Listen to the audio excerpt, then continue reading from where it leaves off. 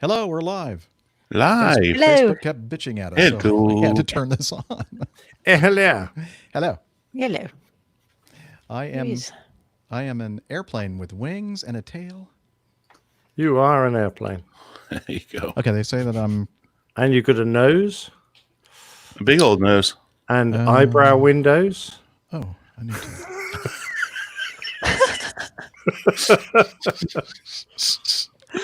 Yes, I like eyebrow windows. Yeah, apparently I'm not getting away from them. Nope. Let's see. Although they're much smaller That's what she said. on the 7.3. All right, I'm going to bump this up to... Let's do it up to about there.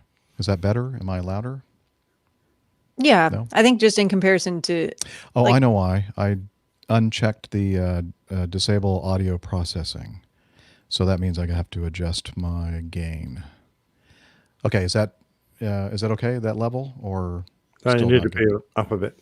Up Yeah, I more? think up a little bit more. Up and Okay. a little bit more. Oh, as much as I can go now. Okay, I guess that'll That's be what it. she said. What I'm going to do is I'm going to go back over here. This is going to change right now because I'm going to uncheck this. And now you should probably hear me better. Yes. You're good. Yeah. Okay. Pretty good for an old man. Well, thanks, old man. Yeah. Older. Oh. Pot kettle. Hello, everyone in the chat room. How's it going? Well, look at all our friends here. Right. No, most of them are. They all hate us. Friends? Friends. Kyle in Okay, well, I Mississippi use wants to know what is behind Nick. It's contrails at sunset. It's chemtrails. It's actually in the dawn, as it turns out. But dawn, okay. yep, they're chemtrails. Oh, sorry. You said that out loud. I know. Shouldn't have done that. Oh, well. Now we're down to below 50%. Now the chemtrail police are going to be after me. Let's see. Now, who is this Lenin or Lenin? Lenin? How would you pronounce that? It's on the screen. I'd Hello. say Oh, Lenin. Lenin? Okay. Yeah. Love you guys. Well, we love you too, Lenin. That's not how John Lennon spelt it, but I'm No. sure it's pronounced the same. Let's see. Hi, Hello, Mike Tanya. Peppers, Tim Van Ram, Hi, Tanya, James. James Balch. Yeah, hi, James. James Small Midwestern. Balch. Who's that? Small Rich Midwestern from town. Sheffield. Rich from Sheffield. Yes. And Luger Humpert from Thomas. Luger EDNY. Frank. That's the New York. Thomas is trying to get the Education kids to Department. sleep, so can we keep it down a bit? Excuse me? Oh, yeah. Thomas is trying to get the kids to sleep, so can sorry. we keep it down? We'll a try.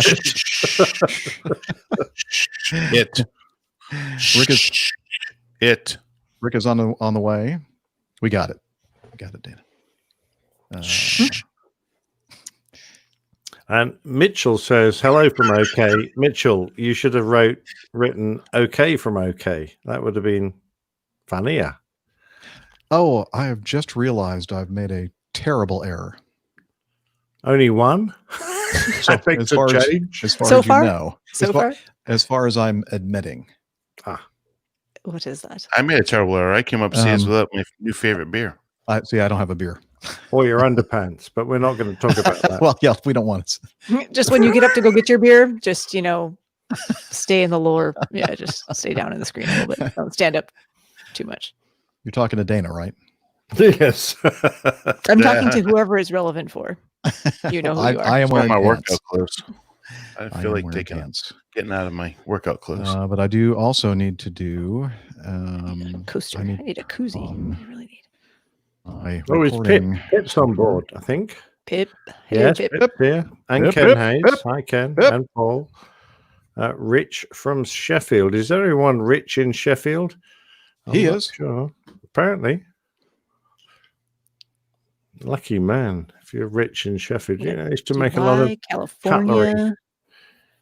great steel making city.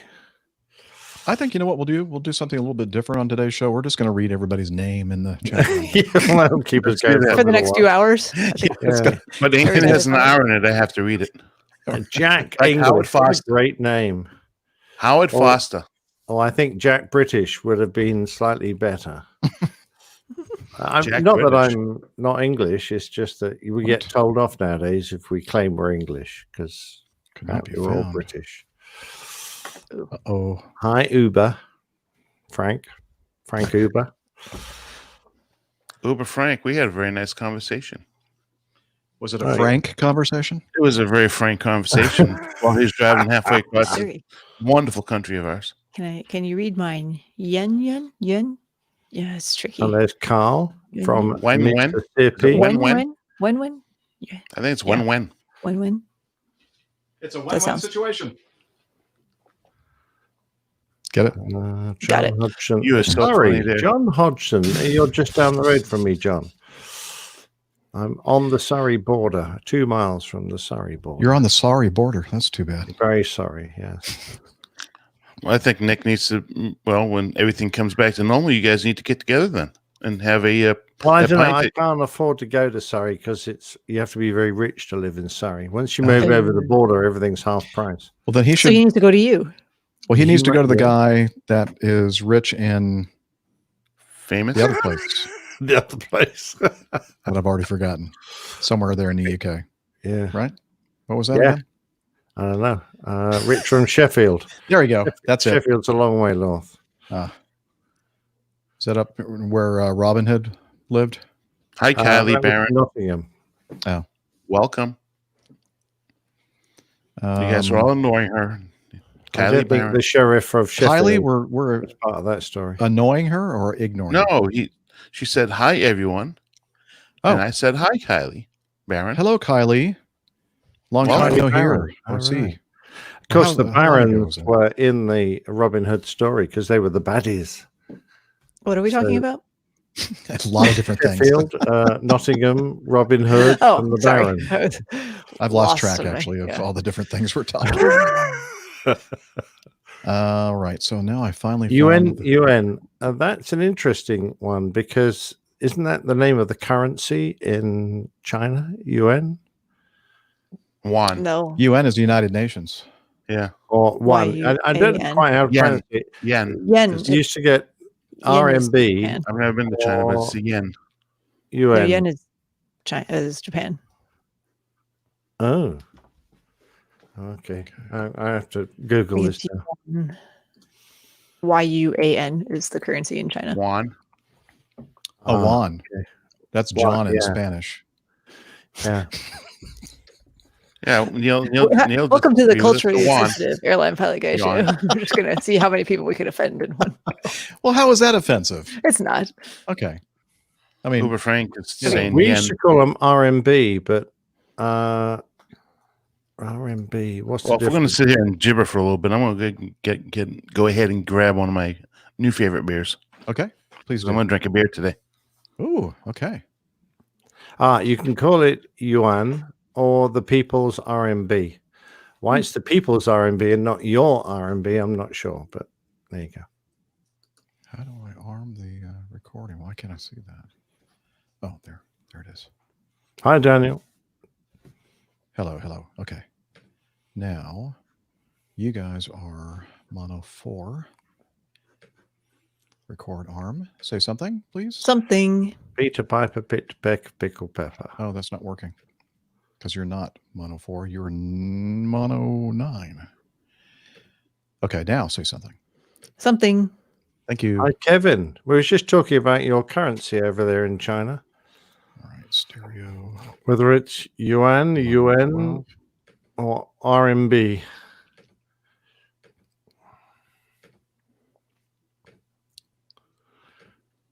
And honestly, we really have no idea what we're talking about. Well, I used to have to spend the stuff, and it used to confuse the hell out of me. And it still is.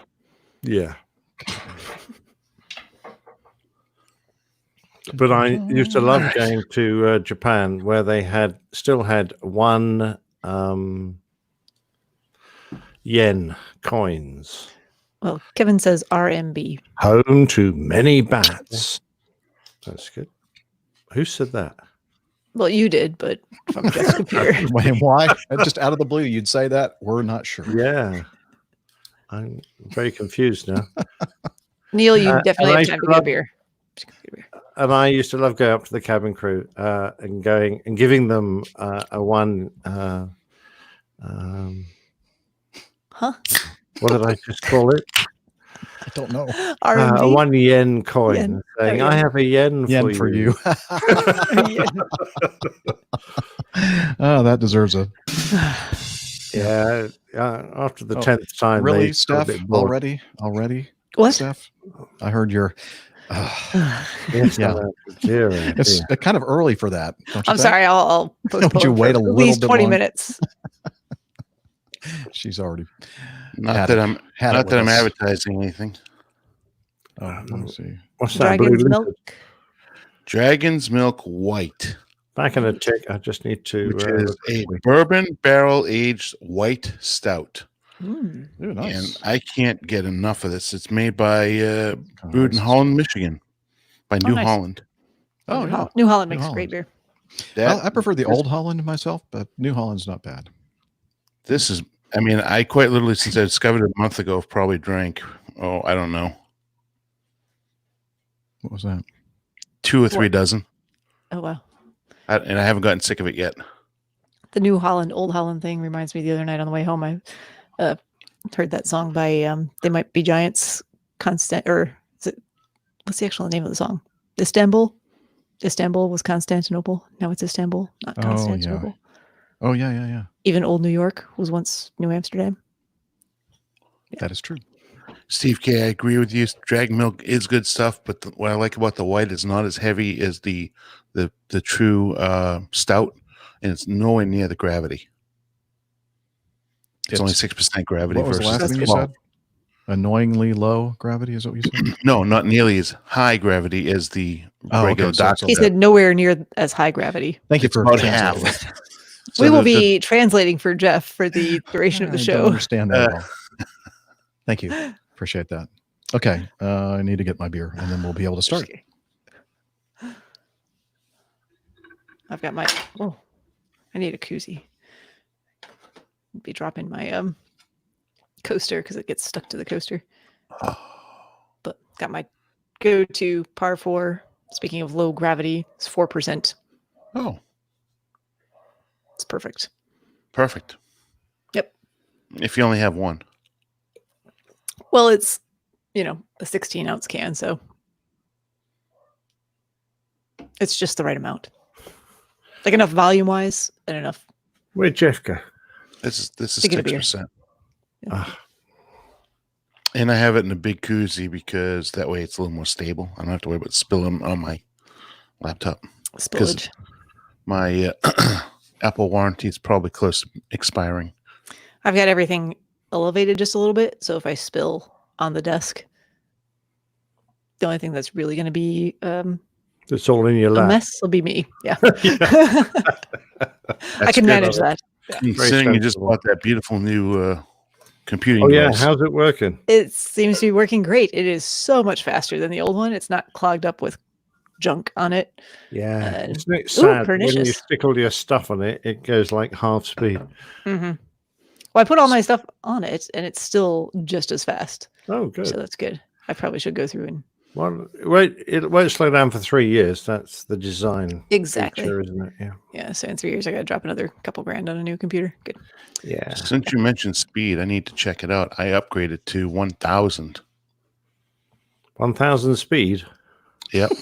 Wow, that's fast. Ludicrous What are you speed. talking about? Is that the download speed? 1,000 Yeah. The Internet. Mbps. internet speed. I thought you already had fiber. I have fiber. It was only 100. Oh, now I'm up to okay. I didn't know 1,000. they. 10 times faster. Have course. you noticed a difference?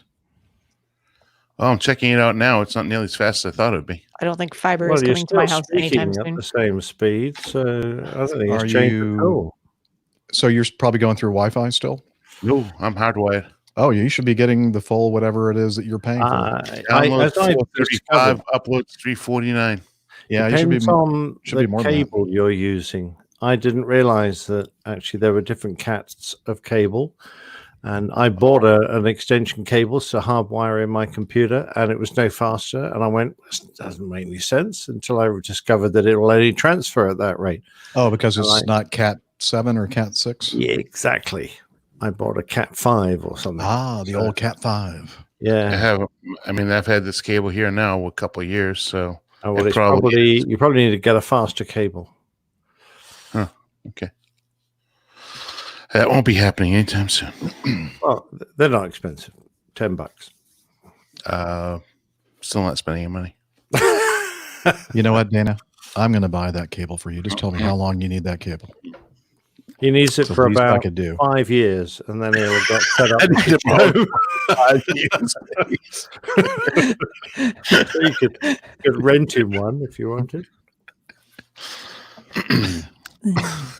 I probably need to buy the new adapter too, because I've got this USB-C. Yeah. So That's the fine. cable doesn't directly hook into it. I have to buy a new adapter. That would be the expensive Apple, because I get the A2 Easy, and I'm not so sure that would be I got it off like Amazon, I think, for $5. Oh, maybe that has something to do with it. I don't know. Maybe. I don't know. I'd have to replace the whole thing.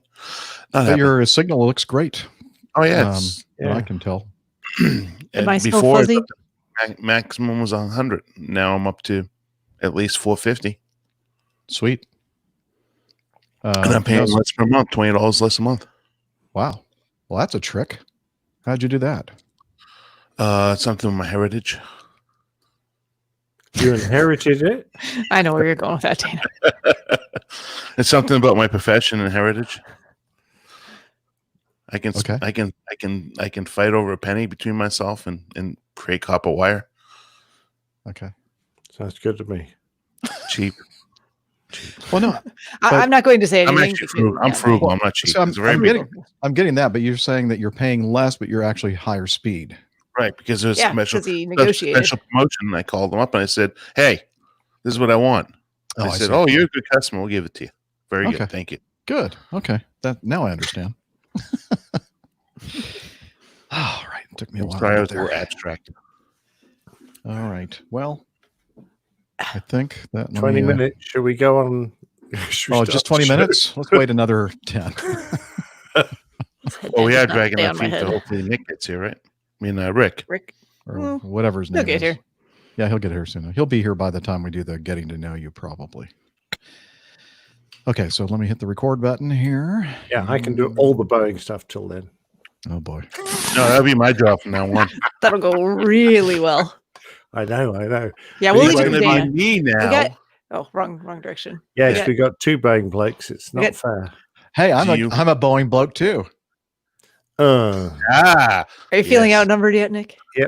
Well, Wait, I hold need you I'm to start not. flying Airbus quick. I can. There you go. There you There go. you go. Oh, Nick. that's Pen. nice. Yeah. The pen that came over with you at one point. Yeah, There you my go. pen's Thank you. up Thank there, you very too. much. Appreciate I guess- it. Oh, I very guess It's you right can next. do it. My Airbus Yeah, pen is if right you next can to my do that. Boeing pen. And I got my Airbus pen right here.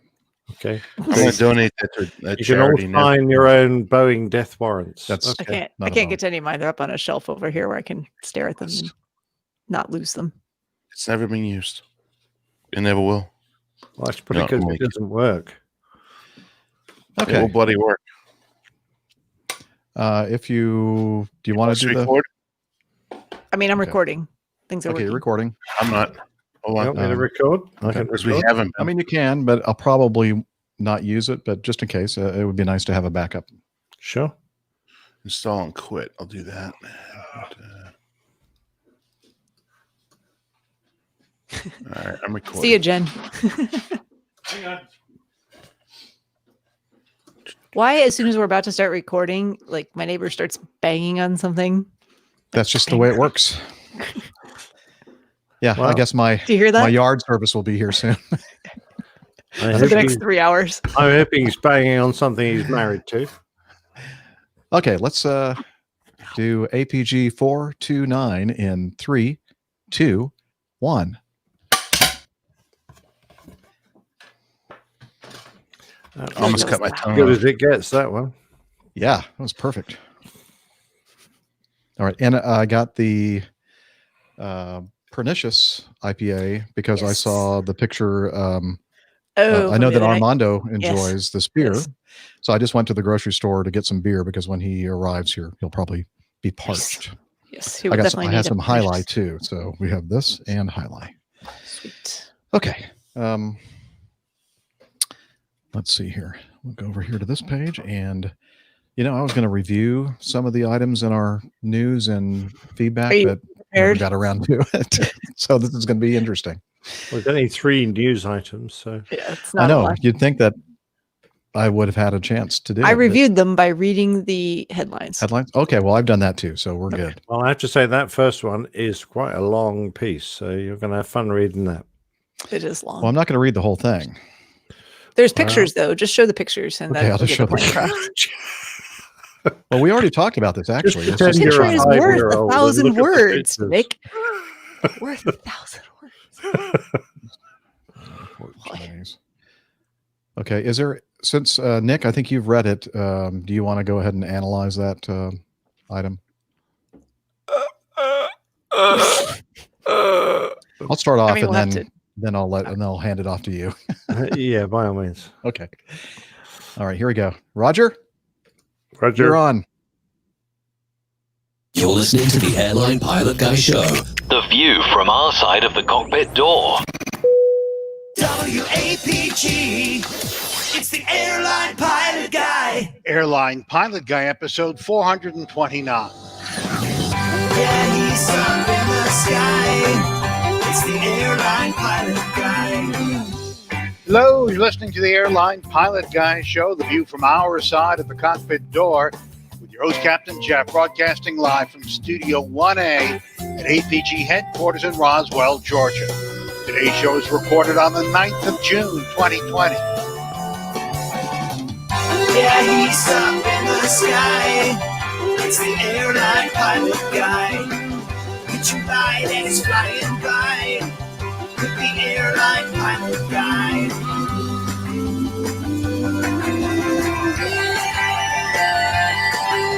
In today's episode, the right side windshield of an Airbus A319 burst during a flight over China. A Russian cargo plane suffers substantial damage in a hard landing.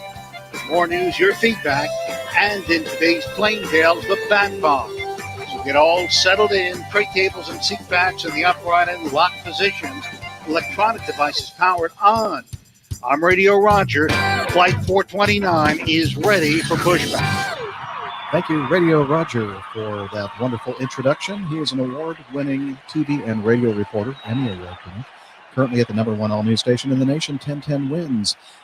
Welcome to the Airline Pilot Guy Show. It's an aviation podcast covering the latest in aviation news, and we answer your great feedback.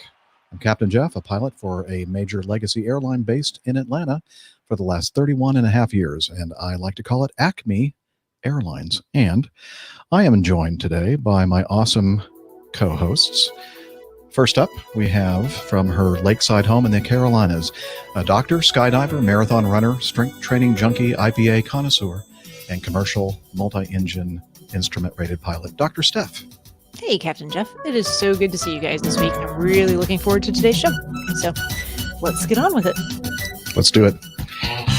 And from his mobile studio in Cincinnati, Ohio, he is a world traveler, airplane mechanic, Breitling cognoscenti, fitness hound, and international air freight captain. And he just sat down in the studio, by the way. It's Miami Rick. How you like that? Nick of time, huh? Yes, it's the Rick of time. Looking forward to another great one. Happy to be back, guys. All right. And also joining us from the other side of the beautiful pond, the Atlantic Ocean, from the English countryside, professional photographer, former RAF fighter pilot, retired captain for an international airline based in London. It's Captain Nick of Time. Yeah. Hi there, everybody. How I wish I could just climb into my chair like Rick does and go straight on the air. Wouldn't it be perfect? Hey, great to see you all and looking forward to a great show. All right. And last but not least, from the northwest Atlanta suburbs, barbecue master, motorcycle rider, pleasure boat skipper, underwater photographer, and captain for a major U.S. legacy carrier, Captain Dana. Well, good afternoon, evening, or morning, wherever you're listening to this from. And great to be back on another fantastic. Oh, no, it can't be fantastic. Just another It's episode. going to be just better than fantastic. All right. Of course it will be. All right. And let's go right on into the news, shall we? Stand by for news.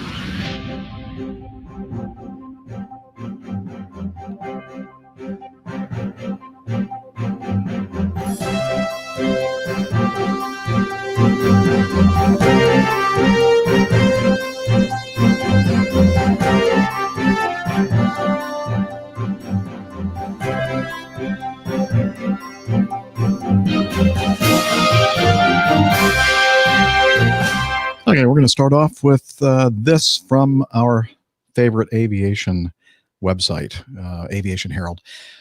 Let's see, Sichuan, is that how you would pronounce Sichuan? Sichuan? That's exactly right. Very nice cuisine in Sichuan. Yeah, okay. 319, an A319 near Chengdu on May 14th, 2018, burst windshield. Now, this might sound familiar to you because we did talk about this last year, and they have come out with the final report in Chinese only. So now I'm going to be speaking Chinese, so listen carefully. 进来用被啤酒我朋友给钱 I'm not paying for his beer.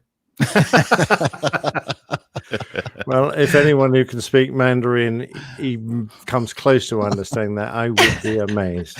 I'm impressed. I really know am. your intentions, though. Was not Yeah. expecting it, yeah, but we know what you're saying. That was good.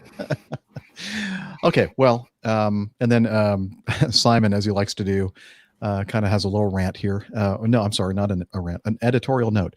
To serve the purpose of global prevention of the repeat of causes leading to an occurrence of an additional timely release of all occurrence reports in the only world-spanning aviation language, English, would be necessary. A Chinese-only release does not achieve this purpose as set forth by ICAO Annex 13. And anyway, he's not happy that this is not published in English, as I think the ICAO Annex 13 kind of requires. But anyway. Well, what do you expect? Yeah. It's China. Yeah, there you go. So the report concludes the probable cause of the accident was the seal of the right windshield. Come on, somebody's got to do seal. I knew it. Thank you. Seal of the right-hand windshield of B6419. I guess that was a flight number. Became, or was that? No, that's B's China registration. Oh, okay. Bravo 6419er tail number became damaged. Cavities inside the windshield permitted moisture to accumulate at the bottom edge of the windshield, and due to long-term immersion in the windshield, heatings, power wires, insulation, low but continuous arcing in a humid environment occurred. That was a long sentence. The temperatures caused by arcing caused the double glass layers to fracture. The windshield could no longer withstand the pressure difference between outside and inside pressure, and it burst. Not going to go through all the details here, but I think there are more details than when we first covered this. Apparently, it was a pretty amazing explosion, and I think the first officer is kind of lucky that he didn't get sucked out that window. There are pictures here of the top part of the instrument panel, especially on the first officer's side. A lot of it's missing. Appears to be missing. Yeah, it's no longer there. Yes, it doesn't look like, and part of it, I don't know what caused that center portion of the glare shield to move up. So I hope it wasn't his head that hit it and made it do that. But apparently he was injured, his shoulder, I think, or I think he had a wrist injury and Okay.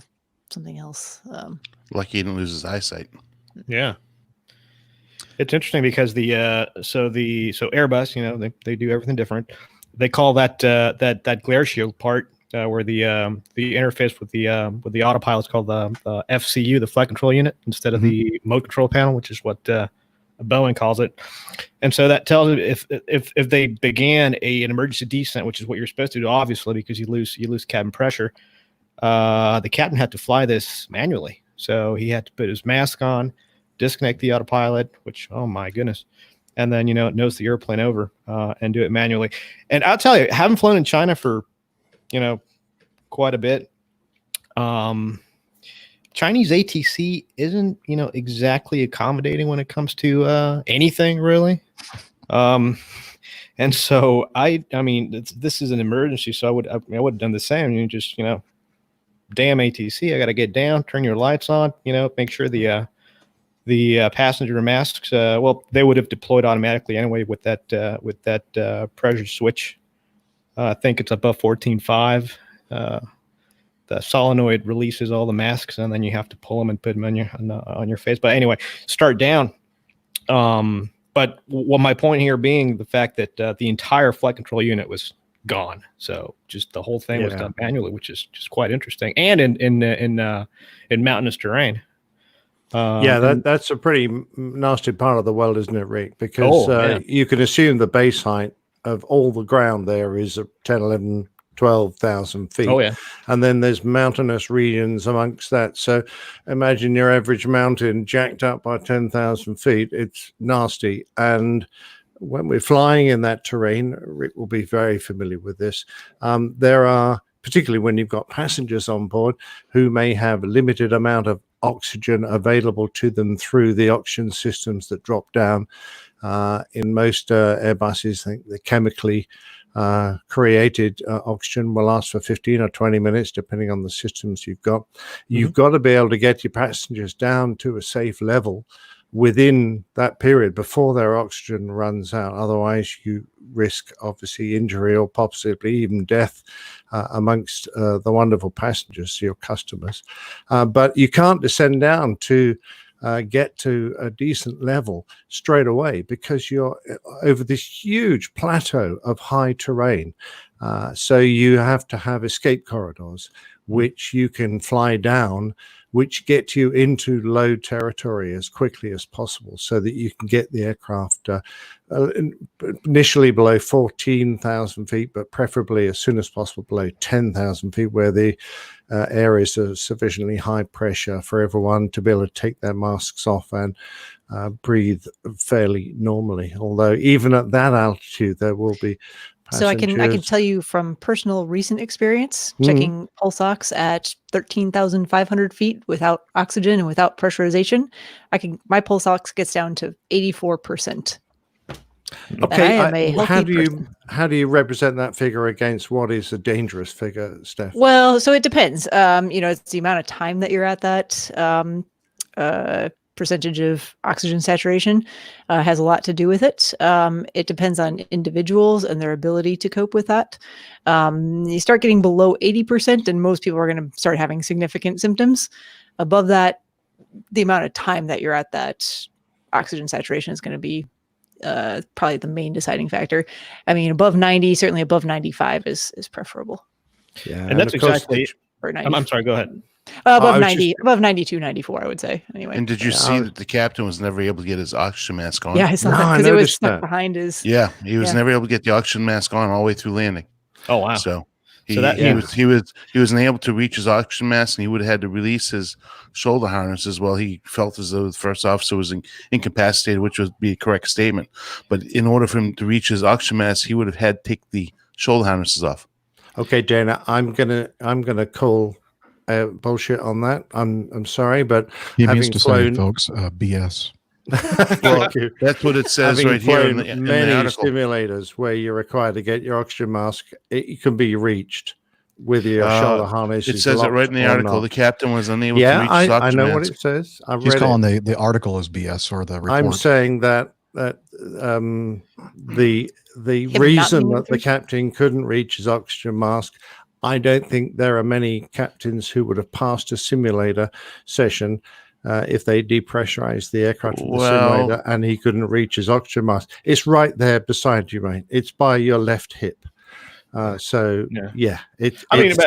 And I understand like the whole thing, the whole premise of the thing is that, like I said, the guy literally had his hands full. He had to, hand fly the thing because, no flight control unit, trying to keep his FO from departing the aircraft. The FO actually was blown out of his seat. Yeah. Nick, here's the I imagine there was a mess in the cockpit. Hang on, everybody's talking at the same time. Go ahead, Dana. Here's the issue that I have with what you're saying. He was hand flying this aircraft because the autopilot was completely disabled with his left hand. He couldn't let go of the aircraft to reach over to get the mask because the FO was unable to fly the airplane. Yeah.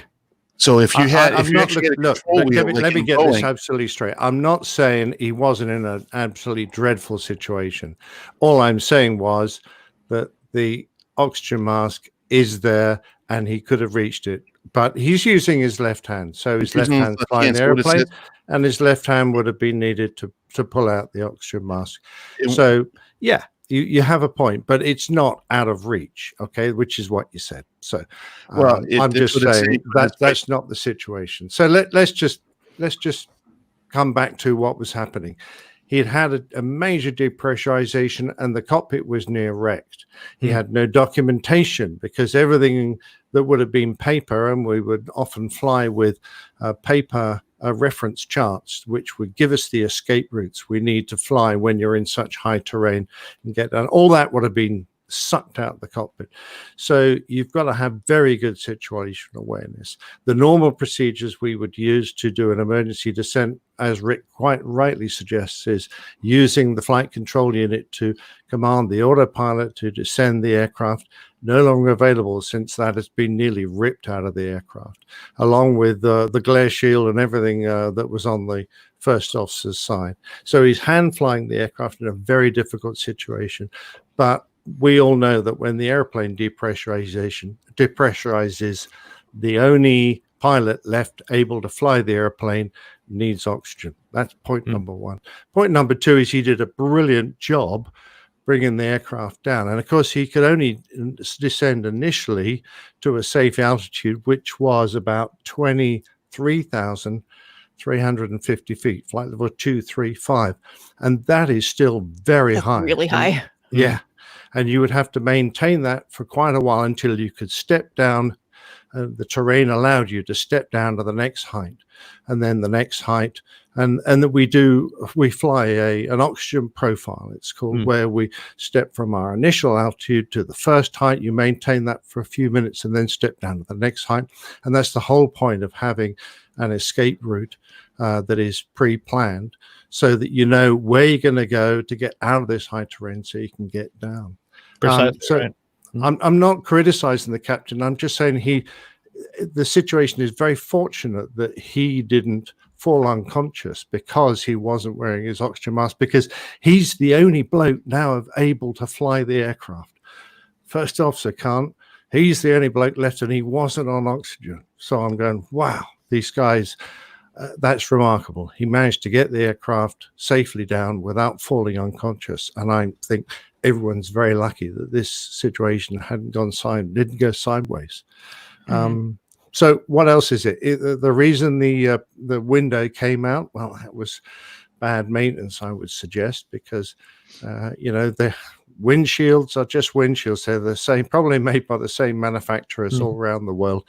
And if you get condensation building up in the many layers, and Rick will be able to tell me, but it's probably in excess of 14 different layers of perspex and metal filaments and glass, etc. And if you get moisture getting inside that can cause short circuits, etc. in the windshield heating, you can get a failure. And this was a very dramatic failure. So I think the guy is a bit of a hero for doing it. I would love to have had him on oxygen while he was doing it, because I think that was a risk factor that we can introduce perhaps in the subsequent crime with hindsight. But the fact was that he managed to do the best he could and get the aircraft down, and with all the additional failures that would have been happening, he got the aircraft safely on the ground. So, and let's bear in mind, the noise on board was so bad that they couldn't communicate between the three pilots that were on the flight deck, let alone communicate through a headset to air traffic control. So they were doing this all autonomously without the normal documentation they would have had available to them. And think about initially what happens, and Nick will be able to I guess confirm this. Whenever you have an explosive decompression, the first thing that happens is you get condensation. So for the first couple of seconds, you can't see a thing because you have all that condensation. So at first, you have condensation. All your charts are out the window, literally. you have no automatic control of the aircraft. You're not on oxygen. Your UFO is about to fly out the airplane. So it's a very, very dire situation. I was going to touch on two things. One is the oxygen systems themselves and how long they last. So you have 10, 15, 17, 22-minute oxygen systems. And as Nick was saying, they're all chemical. It's the reason why on the safety video, if you pay attention, you put your iPhone down for a second, they tell you to actually pull the mask towards you, because what that does really is that releases a lock, and it's basically like a trigger that's going to begin that chemical reaction that is going to produce that oxygen. But the length of time that oxygen is provided is based on whatever air that chemically produced oxygen is mixing with, which is the reason why you need to get down as quickly as possible. Because I mean, the system will provide those 22 minutes of oxygen at a lower altitude. You won't get 22 minutes worth of oxygen at 35,000 feet. Well, and the important thing to remember is that that's not really producing a whole lot of oxygen. It's just enough basically to keep you alive. Precisely right. In looking through this article, it says that the aircraft had accumulated 19,912 hours, and that's 12,920 flight cycles with the original windshield installed in this aircraft that had never been changed. So, I agree with everything Nick's saying. It's done really well. And I just want to clarify that the reason why he couldn't get the oxygen mask on was because his hand was on the control yoke, the control stick, which he felt that he couldn't release because he was hand flying the aircraft to get the oxygen mask on. I didn't say that right earlier, and that's what it says in detail down here further in the article. Now, let me share some good news with you. The good news is that this is in May. I'm sorry. I just saw this 2018. I was going to say 2020. I was going to say it's 119 people and 9 crew, but that's going back 2 years. I was getting excited because I thought it was this May. Not. Yeah, we already talked about it last year, actually. Yeah, and the last thing I wanted to touch was flying in mountainous terrain and escape maneuvers and escape routes and stuff like that. Now that's having flown in China and also flown in South America, where you have some of the tallest peaks in the world. Flying in South America, it's a little easier because down there, obviously, you also have, particularly when you're flying over the Andes on a north-south type route, you do have these escape routes, and it works very much like ETOPS flight planning, where you have equal time points and certain gates that you fly through, and past a certain point, your escape route goes one way, past a certain point goes another way, and you use reference radials from nav aids and stuff to get you down. So what we always do, we did that at Land Airlines, and we do it now with Acme Giant, is on the page 2. So you have Route 1 and Route 2 in your flight management computer. Route 2, you'll usually have your escape route preloaded in there, so that in case you do need to execute an emergency descent based on any type of emergency, the first thing you'll do is you'll obviously this whole thing is done on autopilot. You'll bring the aircraft off the airway using head and select mode to break off from that from your current airway, and then you will navigate and intercept that escape route with some sort of lateral navigation mode, and get down using your autopilot as well. Now, one thing that you have in China that you don't have in South America or any other mountainous terrain I've flown over is the fact that in China, just about every piece of airspace out there has got some sort of military value to it. So if you look, and by that I mean there's certain places that you can't fly over, and so if you go from, say, having flown from the west part of the country to the east part of the country, there's no straight flying through China. It looks like a zigzag, and it's just, there's no way of getting from one point to another point in a straight line. And not only that, but you have to contend with they give you these weird offsets, 3 miles, 5 miles. It's just so it's just the point I'm trying to make here, that they don't make it easy. And if you have this to deal with on top of everything else, it's just, the job the guy did was just great, unbelievable. I think that total hero. Yeah, I think he did a fantastic job. And I would also add that one of the things that happens when the flight deck depressurizes is that the cockpit door, or usually a depressurization panel in it, bursts open. Yeah. So that the lack of pressure in the cockpit doesn't deform the entire bulkhead that's behind the pilots, and allows the air to escape. Because if you can imagine the back of the cockpit, behind there in the cabin, the pressure is perfectly normal. If the pressure suddenly drops in the cockpit, there's this enormous pressure difference that will just burst the entire bulkhead behind the cockpits. So the flight deck door or a panel part of it will burst open to allow the pressure to equalize without the that whole entire bulkhead. But when the door did bang open, it smacked into a whole bunch of electrical circuit breakers, I believe. I'm trying to find the bit now. 17 circuit breakers were tripped during the rapid decompressurization. So, the design that was criticized, the design of the aircraft was criticized because it didn't consider the force of the impact that the door can produce when it hits the 120 volt VU panel in such a depressurization. So, on top of everything else, you can imagine what's happening behind the pilots. They've got this huge bang. They've got additional electrical problems now and a vast rush of air from behind them out through the cockpit. It must have been just a nightmare scenario for the pilots. I really do admire both of them, in fact, all three of them, because there were three in the end, for getting through this safely. It requires a lot of courage and a lot of skill. Absolutely. All right. Very good. Wow. Got a lot more discussion out of that than I thought we would for our first item in the news folder, but I like it. Good stuff. Anything else to say before we move on to item 2? I think we've set it all. I'll do that. Just a quick update. The Pakistan 320 crash in Karachi. On the 1st of June, the aircraft carrying the investigation teams and the black boxes safely completed the journey from Pakistan to Paris. On the 2nd of June, the BEA reported both FDR and CVR have been downloaded successfully. Analysis of the data is in progress. And on the 5th, which was about 5 days ago from the day that we're recording the show, the BEA reported download and decoding of both recorders was completed.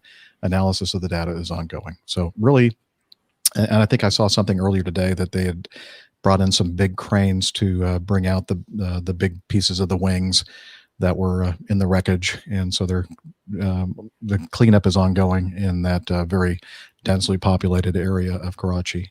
But still no word yet on any of the FDR or CVR analysis. So that's your update on that. We are keeping our eye on it.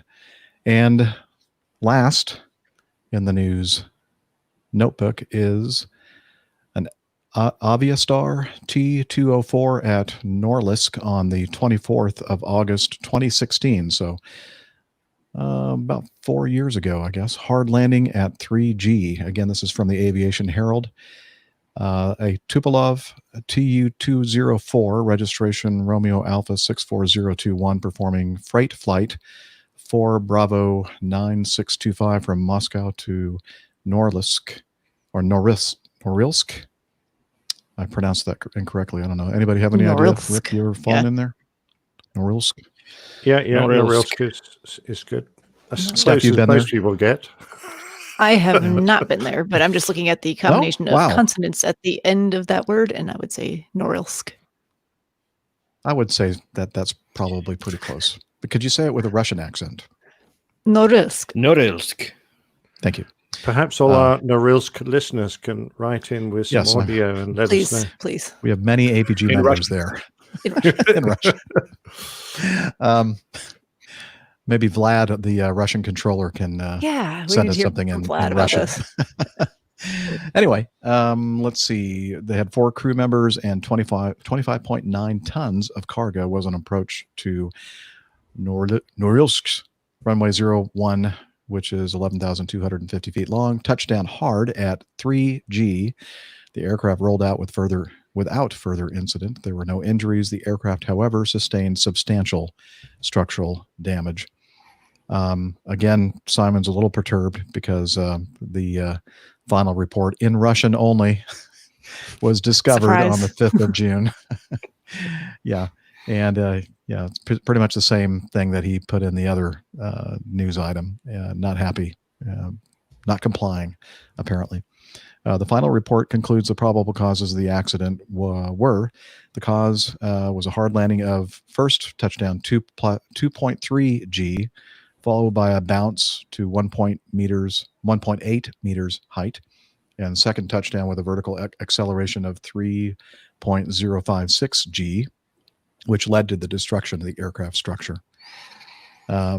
Contributing factors were excessive speed in relation to the recommendations of the aircraft manual, wind shear at landing. The crew did not have any information regarding wind shear, lack of equipment on both aircraft and the aerodrome to detect wind shear at low altitudes, decrease in aerodynamic properties of the aircraft when flaps are being extended to takeoff or landing positions, probably due to residual deformations of the wing due to excess of operational overloads during operation.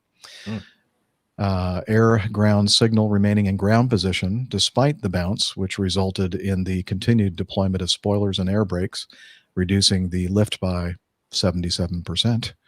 It's a lot. Landing with a mass close to the permitted maximum weight, according to calculations by Tupolev, the maximum landing weight was exceeded, and the high pitch held by the captain during landing and his incorrect bounce recovery. And the weather conditions were below the required weather conditions and did not permit an approach to, did not, well, here, let me read the first part of this paragraph. I guess when they were handed off to Norilsk approach, ATIS information changed once again from R to W. However, let's see, I probably should have started earlier in there. I believe they're coming in. They were planning on landing in one direction, but there was a big wind shift. There must have been stormy weather in the area causing that. And so when they started briefing for the new runway, the weather conditions were below the required weather conditions and did not permit an approach. A minimum RVR of 1,500 meters was required. The first officer pointed this out. However, the captain decided to continue the approach, hoping by the time they would be on final approach, the weather conditions would improve.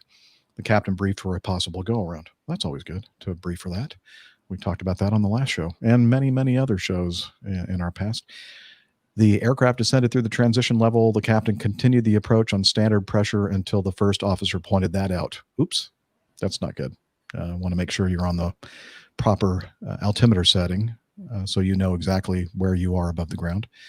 The captain commented, oh, forgot, and set the QFE to 979 on his altimeter.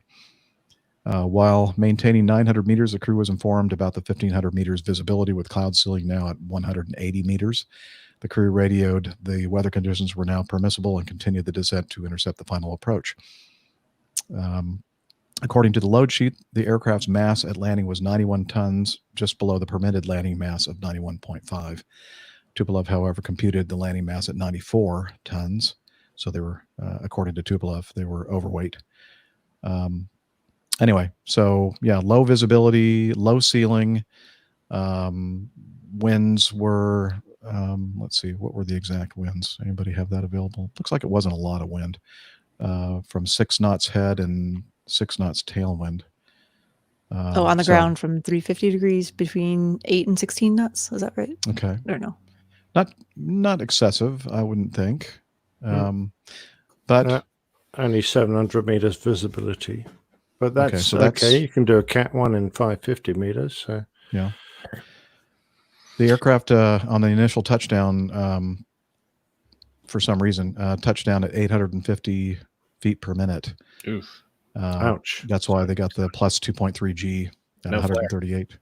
Yeah. That's going to break an airplane, that is. Mm-hmm.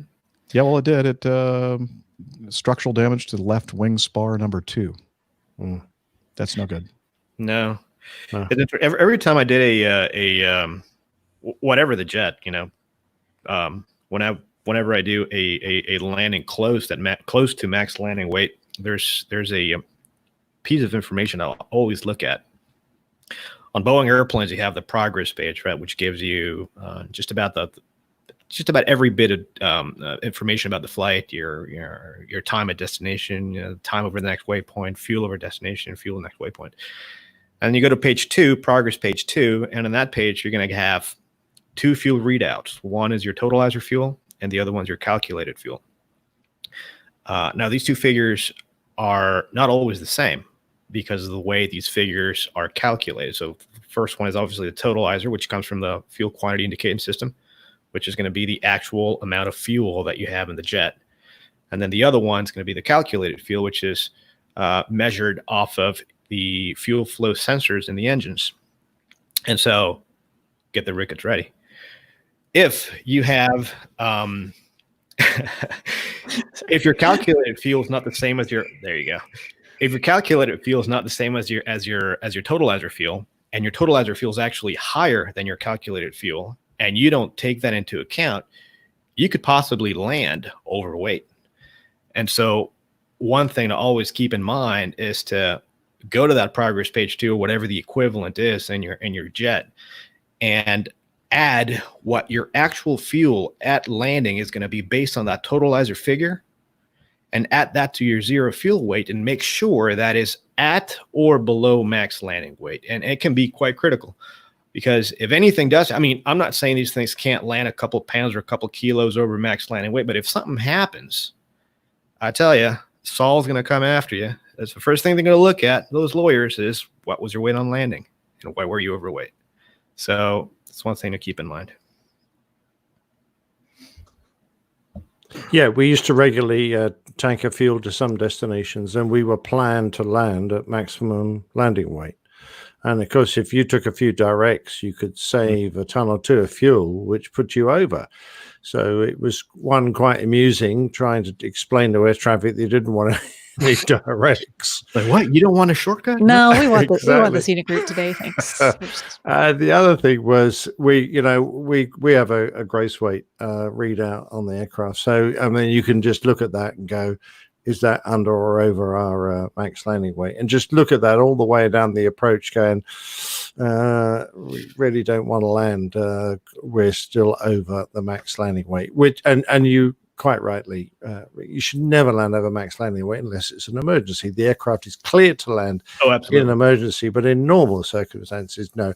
And even if you're close to it, you're quite right. I used to go, 300 feet a minute is the maximum rate of descent you should have on an Airbus at landing.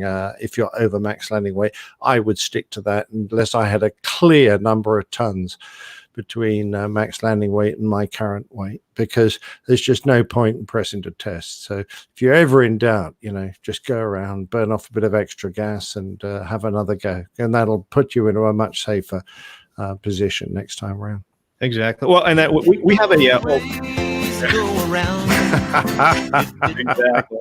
On the we also have a gross weight readout on I did on the 777 and on the 74-8, not so much on the 76, on the 74-400, but that gross weight readout, it takes into account, you can actually designate which fuel reading you want that readout to take into account, whether it's calculated fuel or totalizer fuel. So what I would do is make sure that it would be on totalizer fuel, so that's the actual fuel being sensed by the system, added to that zero fuel weight. That would compute my gross weight and base my landing performance on that. Because remember, your landing speed or your reference speed is based on your landing weight, and you want to make sure when runway's critical and the weather's a little iffy, you want to make sure that you have the most accurate and up-to-date information, both weather-wise and weight-wise, to make sure that your speed really is on point.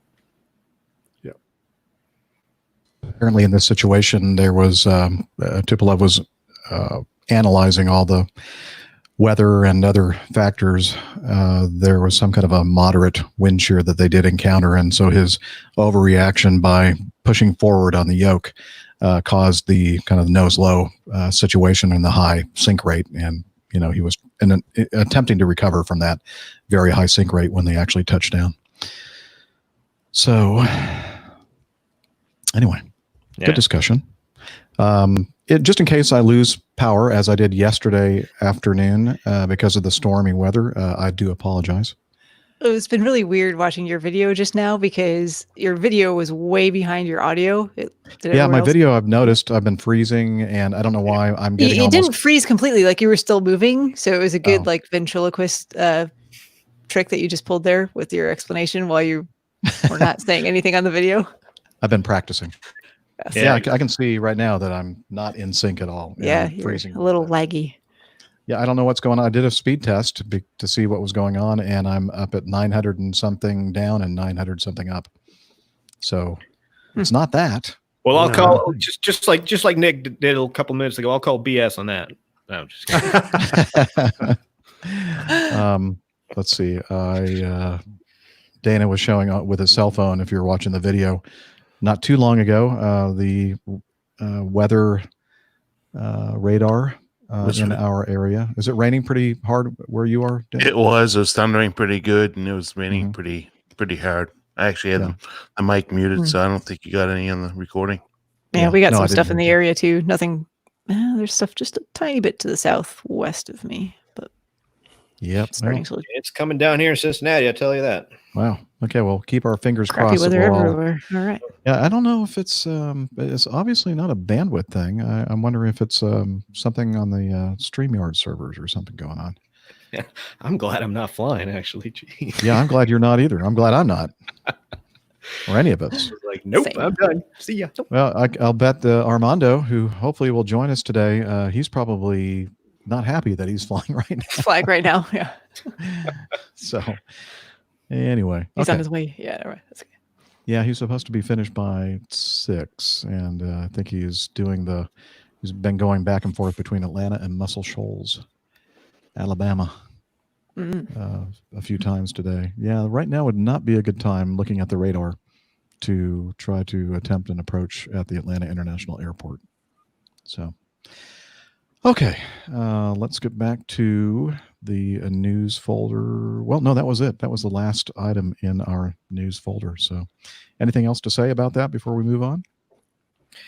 One last thing I wanted to talk about, the bounce landing recovery. What does that mean? How do you recover from a bounce landing? So in that regime of flight, your controls are kind of backwards. So you control your rate of descent more so with power than you do with pitch. And so that's kind of what you would do if company procedure with us is that you just go around after a bounce. So you just don't try to salvage the landing, because it's a lot harder, and it takes a lot more work really to first establish the correct pitch attitude and the correct amount of power to arrest that descent rate. And airplanes like the 74-8, which is the longest commercial airliner out there, and then the 767-300, which is particularly touchy when it comes to tail strikes. It's just better. It's just better to just go around. So you just establish the go around attitude. Put the power in to arrest that descent rate, and then just commence your go around by cleaning up to flaps 20 or whatever the case is. And once you have a positive climb, gear up, and then doing the whole thing back around. And that's kind of how you do that. Better to just go around than to try to rescue the landing. Absolutely. We can't say it enough around here. You can always go around. Exactly. If it don't look right coming down, don't wait until your socks is sliding on the ground. You can always go around. So I turned off, and Nick is jumping up and down, enjoying that music. I turned off my green screen thing. I'm thinking that maybe that's one of the reasons why my video is not behaving. So we'll see. So now there's a beautiful green background. Love it. You're enjoying it. Very Irish. Yeah. All right. So now we can do this. Getting to know you. Getting to like all that stuff. I will delete my singing and the audio only version. So here we are, just a few days after we recorded last week. When did we record last week? Thursday? I think Thursday. Yeah. I Okay. mean, so today's Wednesday, so that's actually, almost it a week. hasn't. Well, I don't know why. It just felt like it wasn't that long ago that we were recording, but Is that because maybe it's because I'm old and time just kind of compresses, I think. Anyway, so let's see, Steph, what have you been up to? Yeah, so a bit of a emotionally difficult week, I'll say that. But there are a couple high points that I did want to touch on.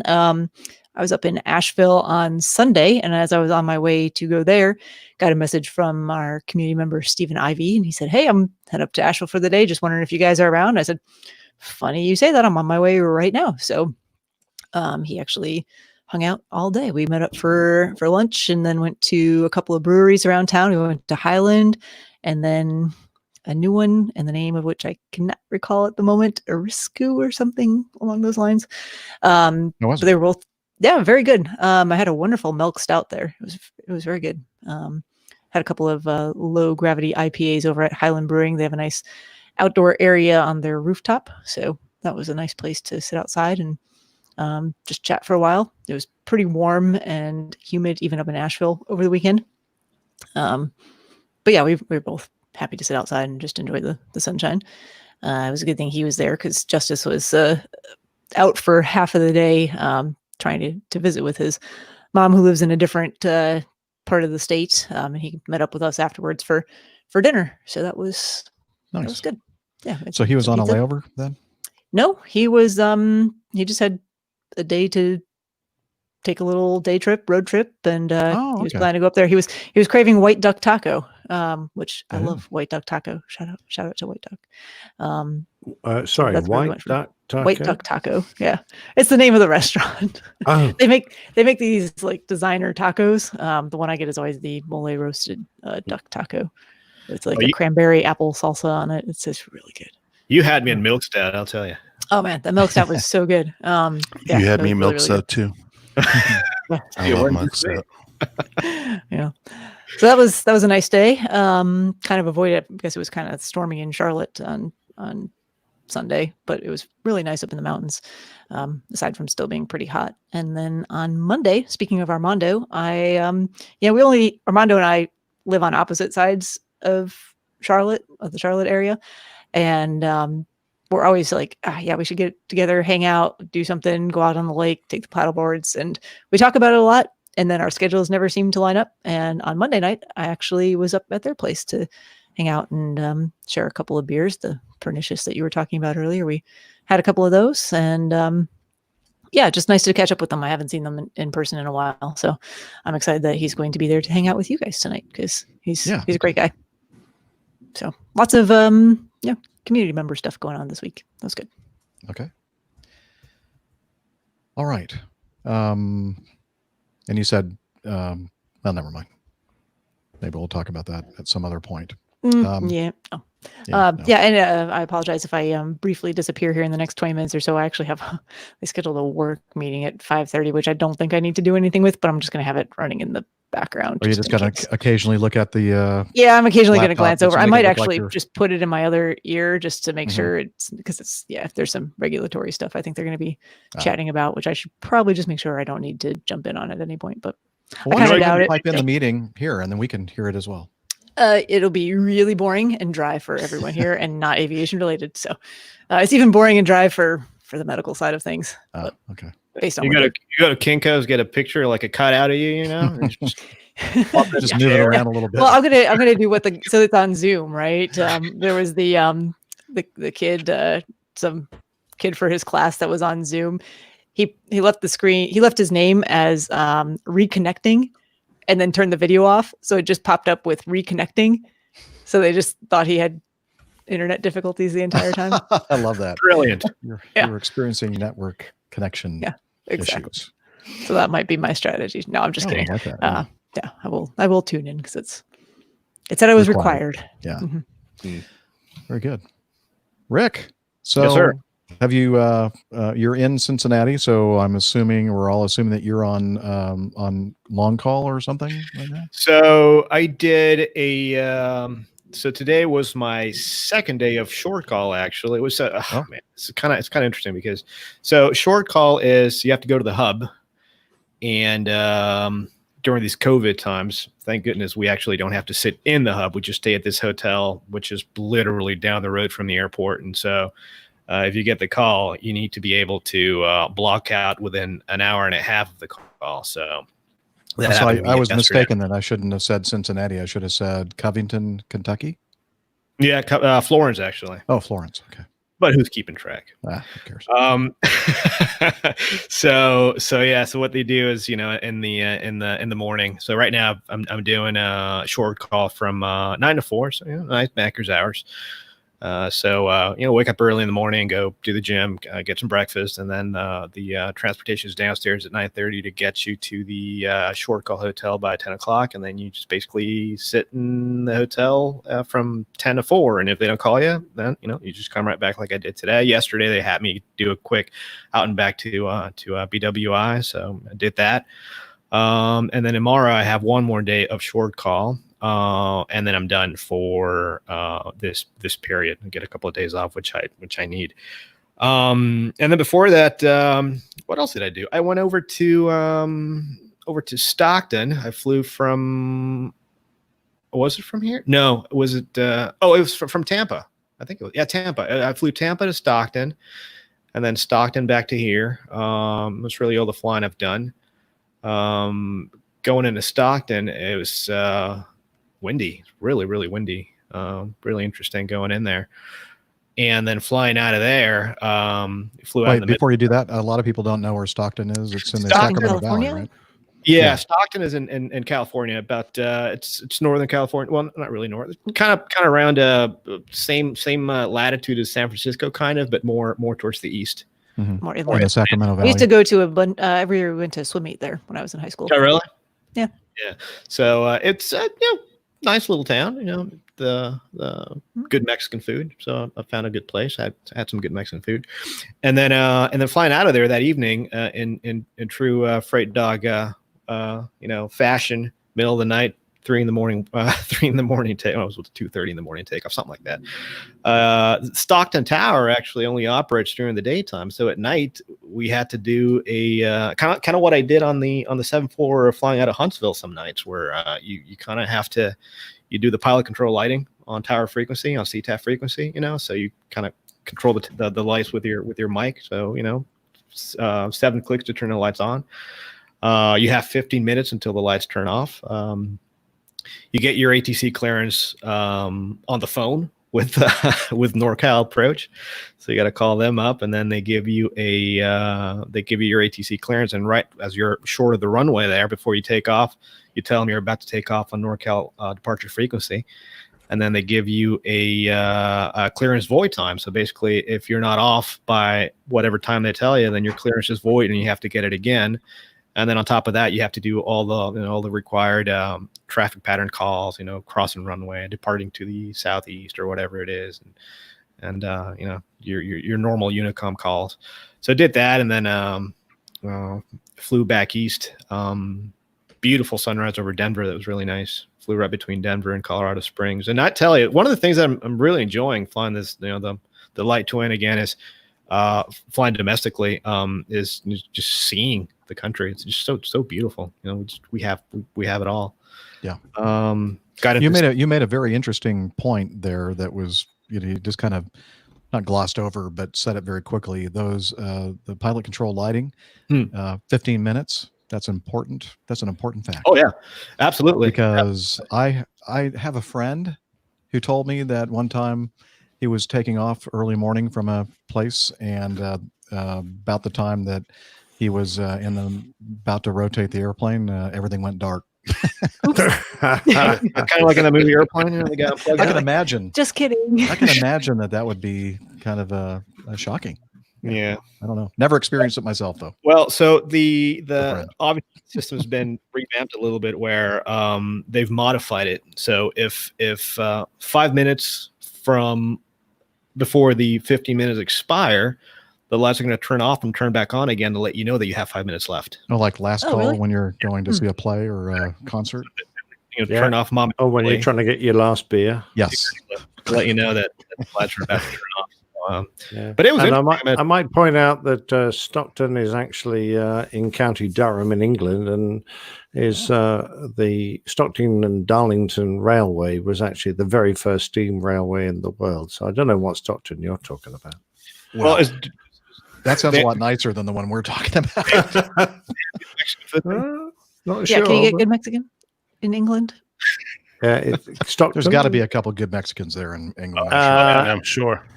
I don't know. All the Mexicans we've got are very dubious. I don't know if they're Oh my any good gosh. ones. I'm sure there are probably That's some. Nick at Airline Pilot Guy. Airline Pilot Guy. Talk about a broad stroke on a paintbrush, right?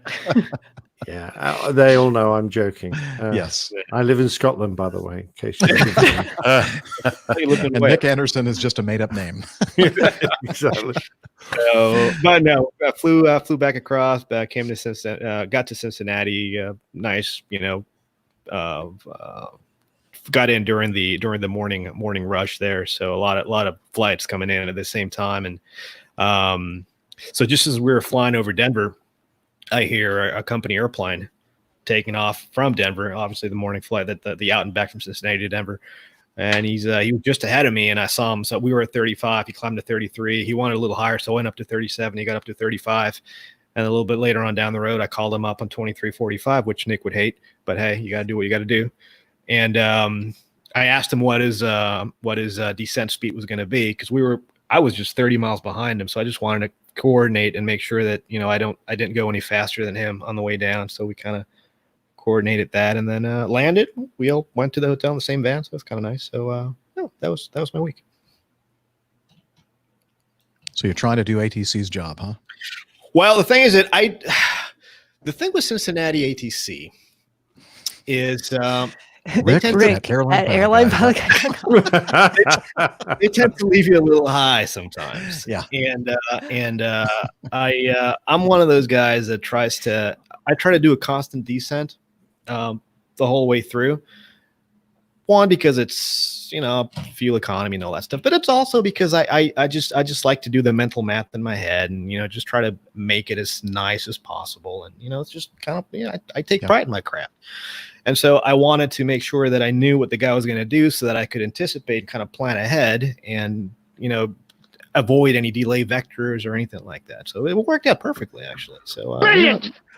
A little proactiveness. It's never a bad thing. That's very Well, nice. If you'd been British Airways, mate, you would have poured on the coals just to get ahead so that you could descend in front of us and get in our way.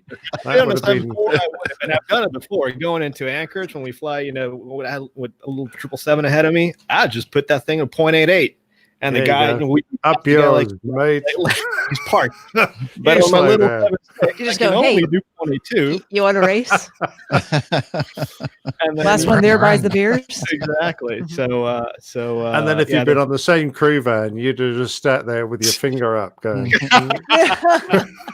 So back in, and Dana, you'll probably be able to identify with us a little bit, because the cruise speed on the C-141B Starlifter was 0.74. So we're going from West Coast to Hawaii, and it was almost startling when we saw, and at that time, 1,000-foot spacing was kind of unusual, but they allowed that for the Hawaiian routes. And all of a sudden, this big giant airplane just suddenly appears in our lower windscreen. We go, whoa, what was that? It's a 747 going by us, and they are just like moving, and they just kind of go off into the distance, and we started talking to them. Nothing. Yeah, they were doing at least 0.86, 0.87, something like that. And we were doing the 123.45. Back then it was okay, Nick. Apparently we didn't know it was bad to do. And we were having a conversation, and they were saying that they were going to be arriving at Honolulu International about 4 or 5 hours before we were going to touch down. And we did not like that. And they said, well, we'll try to save some of the booze at the boathouse. That was like the typical pilot hangout across from in Waikiki in the western portion of Waikiki. Yeah. Little what was it called? The yacht, like a little yacht harbor club right there on the water. little hole in the wall. But it's Anyway. it's funny you say that because every time I've gone, both to Hawaii to go to the air base out there or across the North Atlantic tracks, and flying behind who was that? And I'm flying behind some air. It's not me. Not me. It's me. For some reason, but it's not my phone. It's my computer, and my computer is calling from my email program. Interesting. I don't know. Checking what in that- with you. Just wants Wow. to make sure you're okay. What is that? I don't know. I was wondering about the green screen behind you. Yeah, well, yeah, Going maybe green. somebody's concerned about that. Oh yeah, wait, thank you. We're going green. Green screen, We're going green. green screen. We're gonna take care of Okay, I'm going to shut down my email program because it's doing very, very weird things. Yeah. So, No, all I was going to say is that Air Force transport aircraft they've never been known to be fast because the C-17s, we've passed C-17s across the tracks like they're parked and the C-5 isn't particularly fast either. So I don't know what it is. I guess Air Force the Air Mobility Command likes to take it easy. yeah, I think 0.74 was. I mean, it really wouldn't go. I think the max speed on it was like 0.765, the Starlifter. And we were always jealous of the C-5, which is a big, fat, bigger airplane, and that they were doing like 7.7, I think was their standard. Anyway, so anything else, Rick, before we move on? No, that was it. All right, Captain Nick, how have you been, sir? Anything interesting? Nothing to report here, I'm afraid. I haven't been flying for ages, it seems. Yeah. In fact, I just passed the 1 year since I retired, Mark. So that was, that's an anniversary, and I'm still going. Got the car, trying to get the car sorted. My phone won't talk to the car, or the car won't talk to the phone. Apple are going to say it's Audi, and Audi say it's Apple. So I give up. And I went for my first bowls game of the season. So that was very nice. So no, nothing at all, I'm afraid. Found a new subject for the next Plain Tale. So very pleased with that. That's going to be an interesting one. I hope you enjoy it. Excellent. Hey, can I add one thing real quick? Yeah. I just have to say, I'd be remiss if I didn't thank Marcus for sending a copy of his book to me as well. So thank you very much. This is there's a lot of pages here, Marcus. I'm hoping there's a lot of pictures inside. There's an awful lot of see. there's a lot of small bloody text. graphs as well. Yeah, I see Rick. math equations.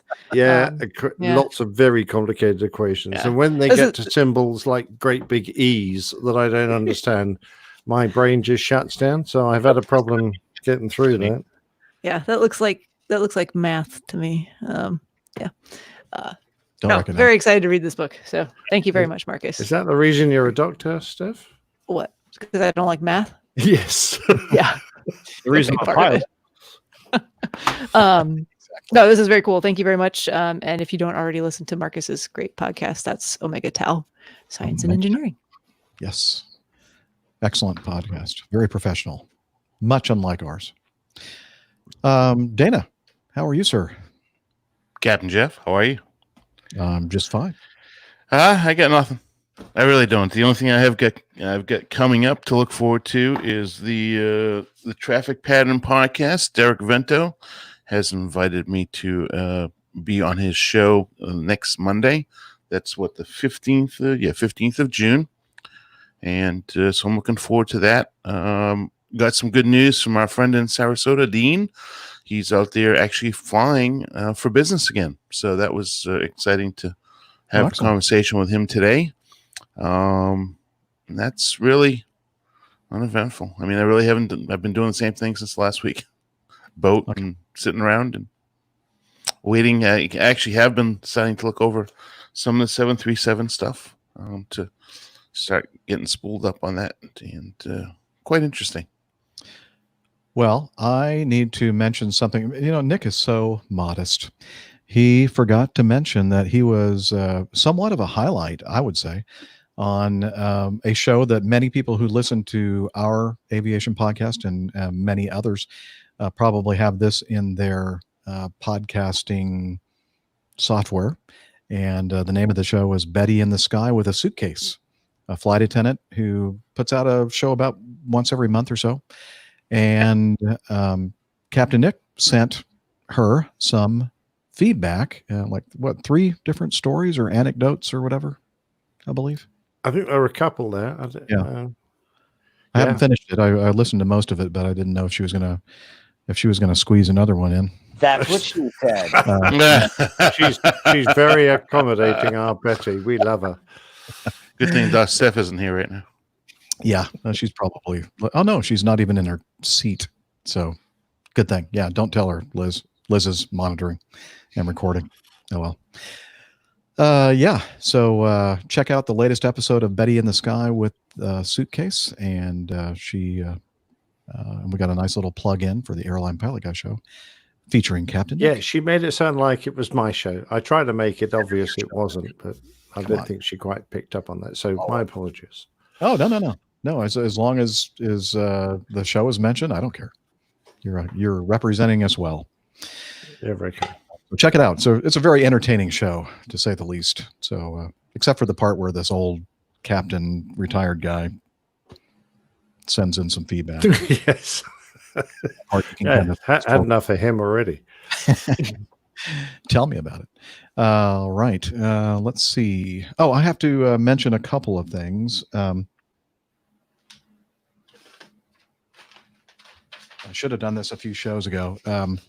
Our good friend Hamish, Robert Fairbairn, sent me, and we share a common interest, and that is good coffee. And he sent me a real note and a real package.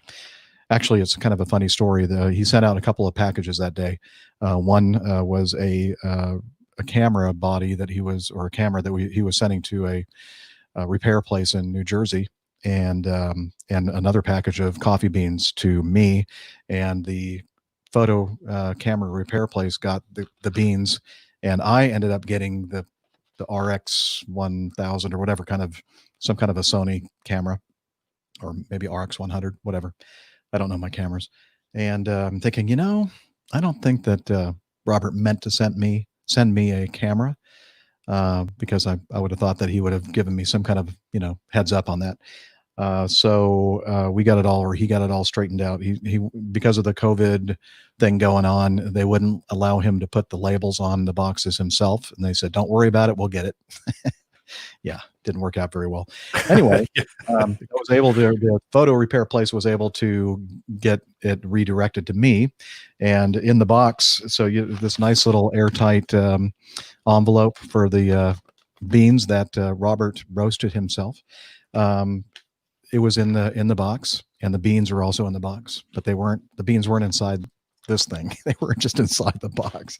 So it's still really good coffee. And he said, here's about 1/2 pound of fresh roasted Agaro Nano Shalia Ethiopian coffee, whatever that means. I hope you enjoy. Would love to hear your thoughts. And so I let him know that I think he's just started doing the coffee roasting thing himself at home, and from the green beans to the roasted beans, and it's really good. So thank you, Robert, for that. Sorry I didn't mention it until now. He's a man of many talents, isn't he? He is. He makes the world's best. He and Marks make the best homemade beef jerky I've ever had in my life. Really good. Yeah. Photographer, DJ, podcaster, everything. Podcaster. Did you say podcaster? Podcaster. He's one of us. Essential. And then as long as I'm talking about coffee, again, I'll mention, I don't know if he's with us today in the what do you call that again? Chat room, or not, but Jeff Jett, Jett, and the Jet Fuel Java company let's see, it's up in the Seattle area, actually. So, I mean, if it's from Seattle, it's got to be good coffee. Has a roaster, a European roaster, and roasts the stuff up. And mentioned it about, I don't know, maybe about a month ago or more, that he had a special discount code. I think that expired, but I'm just about out, Jeff. So I'll look for an order from me soon, because I need to replenish. Good stuff. Okay. Just wanted to mention that. And last show we were also talking about one of the last news items was, or the last news item was the stuff, the alcohol-based hand sanitizer, and the guy. Jeff's here. Look at that. He's in the Facebook chat room. Hey, Jeff, your coffee is great. Hope everybody here listening goes to your site and orders some coffee. Again, that's Jett, Jett, fuel, java.com. Okay. Back to the hand sanitizer. We're talking about I guess some static electricity built up and got second and third degree burns. And we were talking about alcohol. And I think we said several things that were not correct. So going to have to give us the buzzer on that. So to try to bring us back up to above the 50% mark, saw this on Wikipedia. There are 4 types of alcohol, or let's see, ethyl, denatured, isopropyl, and rubbing. And the one thing that we know and love the best is ethyl alcohol, also called ethanol or grain alcohol. But anyway, I like a bit of rubbing myself. I don't know that makes it even more special. You are a legend in your own hand, Captain Nick. There's also something called synthetic ethyl alcohol, not used in beverages, but you can feel its cooling presence in hand sanitizers and perfume. Anyway, the bottom line is apparently all these different types of alcohol, whether they're ethanol or isopropyl or denatured or rubbing, all basically have the same effect when you imbibe them. I thought that they didn't. I think somebody made the comment about isopropyl alcohol, drinking that, and I was thinking for some reason that you couldn't get drunk on those types of alcohol, but you can. So I think Dana did. He's the one that said that. So you were correct, sir. And I didn't directly say it, but I alluded to it that my hands, my mouth is very. Let me say it properly. My mouth is very jealous of my hands because my hands have been getting more alcohol than my mouth has. I assumed it was because Dana had tried them all. I have. Yes. I do have a drinking. This article talks about synthetic ethyl alcohol is not used in beverages because it is kind of tough to convince people to consume something that is made from petroleum.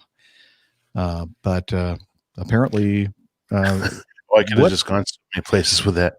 See, methyl alcohol or methanol is one of those types of alcohol that can make you go blind and could kill you. So there are there are definitely some types of alcohol that you do not want to be consuming. Right. But apparently, if you run out of nice gin or bourbon or whiskey or whatever, and you want to have something, and you have some hand sanitizer laying around, it's probably not going to taste very good, but I guess it would do the trick. I don't know. I'm just going to say, from the HR side of things, from Airlit Pilot Guy Show, we do not condone this. Please don't drink your hand sanitizer. But I'll tell you one thing. I was going through Belarus one time, and I'll tell you, they don't care. So. I was going to mention Russia, but I thought, well, that's not a good idea. Used to be a Soviet republic. Well, I just recall the story of the MiG-25 defection that I told once in a plain tale, and apparently their base was so boring that they used to steal the coolant from the MiG-25 radar, which was almost pure alcohol, and they used to drink that all night. So, no wonder their airplanes were never quite operationally. Sure. Why is my radar overheating again? Anyway, so I apologize for putting out bad information, but if you've listened to the show enough, you know that I do that all the time. So, and we did talk about the fact that absorbing through the skin, right? I guess it's just not enough to have not enough to really. Yeah, no. So get your hands. I see Dana. Speaking of alcohol and hand sanitizer, you can get your hand out of there now. Okay. All right. It is now time, I guess, to move on to the coffee fund. Have we heard from Steph, or is that my imagination? Yeah. Huh? I'm right here. Hi, Steph. Hi. Are you watching the screen that we're all on, Nick? No. I don't remember what you'd said. The you'd only been doing. the other thing is I've got this other meeting in my ear right now, and it's okay, actually right. I did not realize who was going to be presenting the meeting. It's someone I know very well personally from outside of work. We're not in the same department at all, so it's kind of funny. But it's kind of a mass Zoom meeting where all of a sudden, like you just hear like babies screaming in the background, and like they asked everyone to mute immediately, which you should do anyway, like when it's a big group of people. But as people like join in, you hear whatever's happening in their house because they don't realize they're not on mute yet. And it's after work hours, so most people are actually at home listening in on this. But yeah, it's all regulatory review stuff. So there's a whole PowerPoint that I'll review later too. It's fine. Yeah, I'll just ask my friend directly what he talked about. We'll have a better over it. That'd be better. In fact, I should just do that now. Okay. So yeah, we got everybody, I believe. I don't think I forgot anybody. So here we go. Let's do the coffee fund.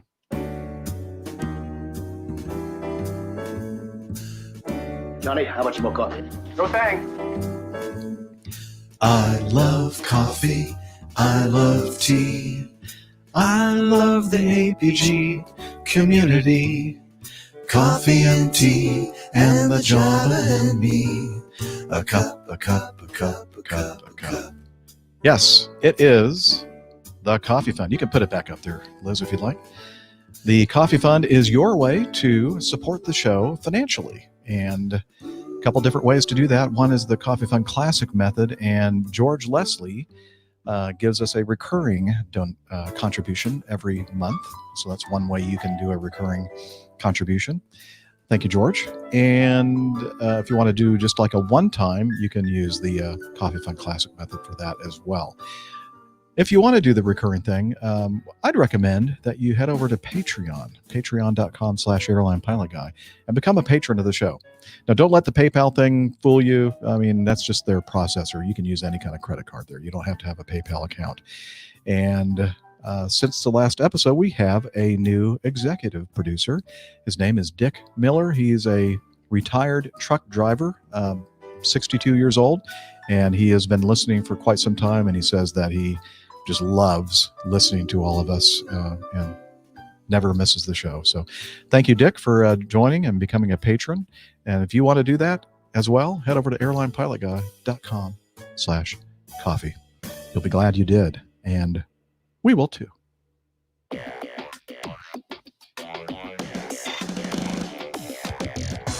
Captain, incoming message. All right. Do we need to take a break at all? I just Anybody? did Well, while I was setting stuff up for my other meeting I'm listening to, but I'm good. Then I'll need another drink at appreciate some you. point, but I'm not quite there yet. No, I'm good. I'm good too. I just put my my image on single screen, Liz, because it works out better with that Coffee Fund overlay. Do you like thing. this view or this view better? I kind of like this one. I've been fooling around a little bit with that view right there. The I don't know. What do you think? I like that better, I think, than this when we have 6 of us in view. Mm-hmm. Yeah, because then that makes the screen size pretty small. Yeah, makes our faces a little bit bigger. And that's really, come on, honestly, that's why people come and watch the video. I already have a big face. Yeah. Well, it's even bigger now. I know, it's pretty scary. I'm going to zoom back out. Yeah, just roll your back from chair back about 3 feet. I'm just kidding. Yay. Nice. Sounds good. Ooh. I'm gonna have to try some of those. Jeff says I'll be sending you a special Father's Day Italian roast. Ooh. Ooh. If you email me the addresses for the other crew, I'll send some their way as well. Oh, Steph unfortunately doesn't drink coffee. I don't drink coffee, but occasionally there are people who come to my house who do. So yeah, well, just send my allotment. Just spread it amongst the others. That'll be fine. I was going to say, yeah, I appreciate the offer as well, but I don't drink coffee at all. I drink no caffeine, actually. Julie, does she drink coffee? No. She drinks, the only thing she does is Keurig. Well, I'm a freighter pilot, so I basically have caffeine in my veins. You do. It's oozing. Yeah. I drink coffee, but please write on it that it's only worth like $2, because otherwise I have to pay huge amounts of negligible customs and VAT on it. And it's priceless. How do they address that? Or can you do it as a gift? Doesn't matter. No, They even look at if the it value. has any value, it has to have. I have to pay on it, and there's usually a handling charge that is worth more than the item. So, Well, maybe he could just if you want to leave me out, that's fine. send his allotment to me, and trust me, I will not drink it. That's a good idea. And Because we could all trust Jeff. Send it, actually, safer, send it to me because I definitely will not drink it, and it will be at my house anytime that Nix comes to visit. That's very true, and that will probably be on my next visit. Yes. Since I've scrubbed Jeff off my list. It would not be consumed. You guys I don't even have a way of making it. To be honest, I don't even have a coffee maker. Thank you, Jeff, for being. No, we nice. appreciate it. Yeah. Nobody else is here apparently. But I do have coffee flavored bourbon if I needed to drink it. That'd be fine. Well, I'm thinking we should probably do some feedback. I concur. I agree. Just for a change. All right. Yeah. Yep. So I might be able to get today too. Pardon? We're running ahead of schedule. Probably getting through most of it. I think that was the reason why we didn't put too many news items in there, just to try to get as much feedback out of the way as we can. Let's see. First item is from Texas and LaShock, reaching for the stars. Interesting turn of events recently with Virgin Orbital's Cosmic Girl setting up for her first test launch, then having it delayed due to a computer glitch somewhere. She did manage to launch the test vehicle earlier today, and he sent this in a couple weeks ago, May 25th, which did not reach space due to some kind of anomaly. But this anomaly. But this was just the first attempt, and I highly doubt they were actually expecting to reach space on the first try. We'll have to stay tuned to see what comes of further tests. Now, do we know if they've made any other attempts with Cosmic Girl since Texas and LaShock sent this in? Not that I've seen.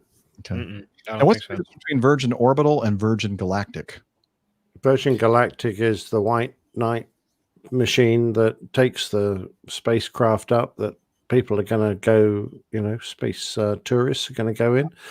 And the Cosmic Girl is a 747 adapted to carry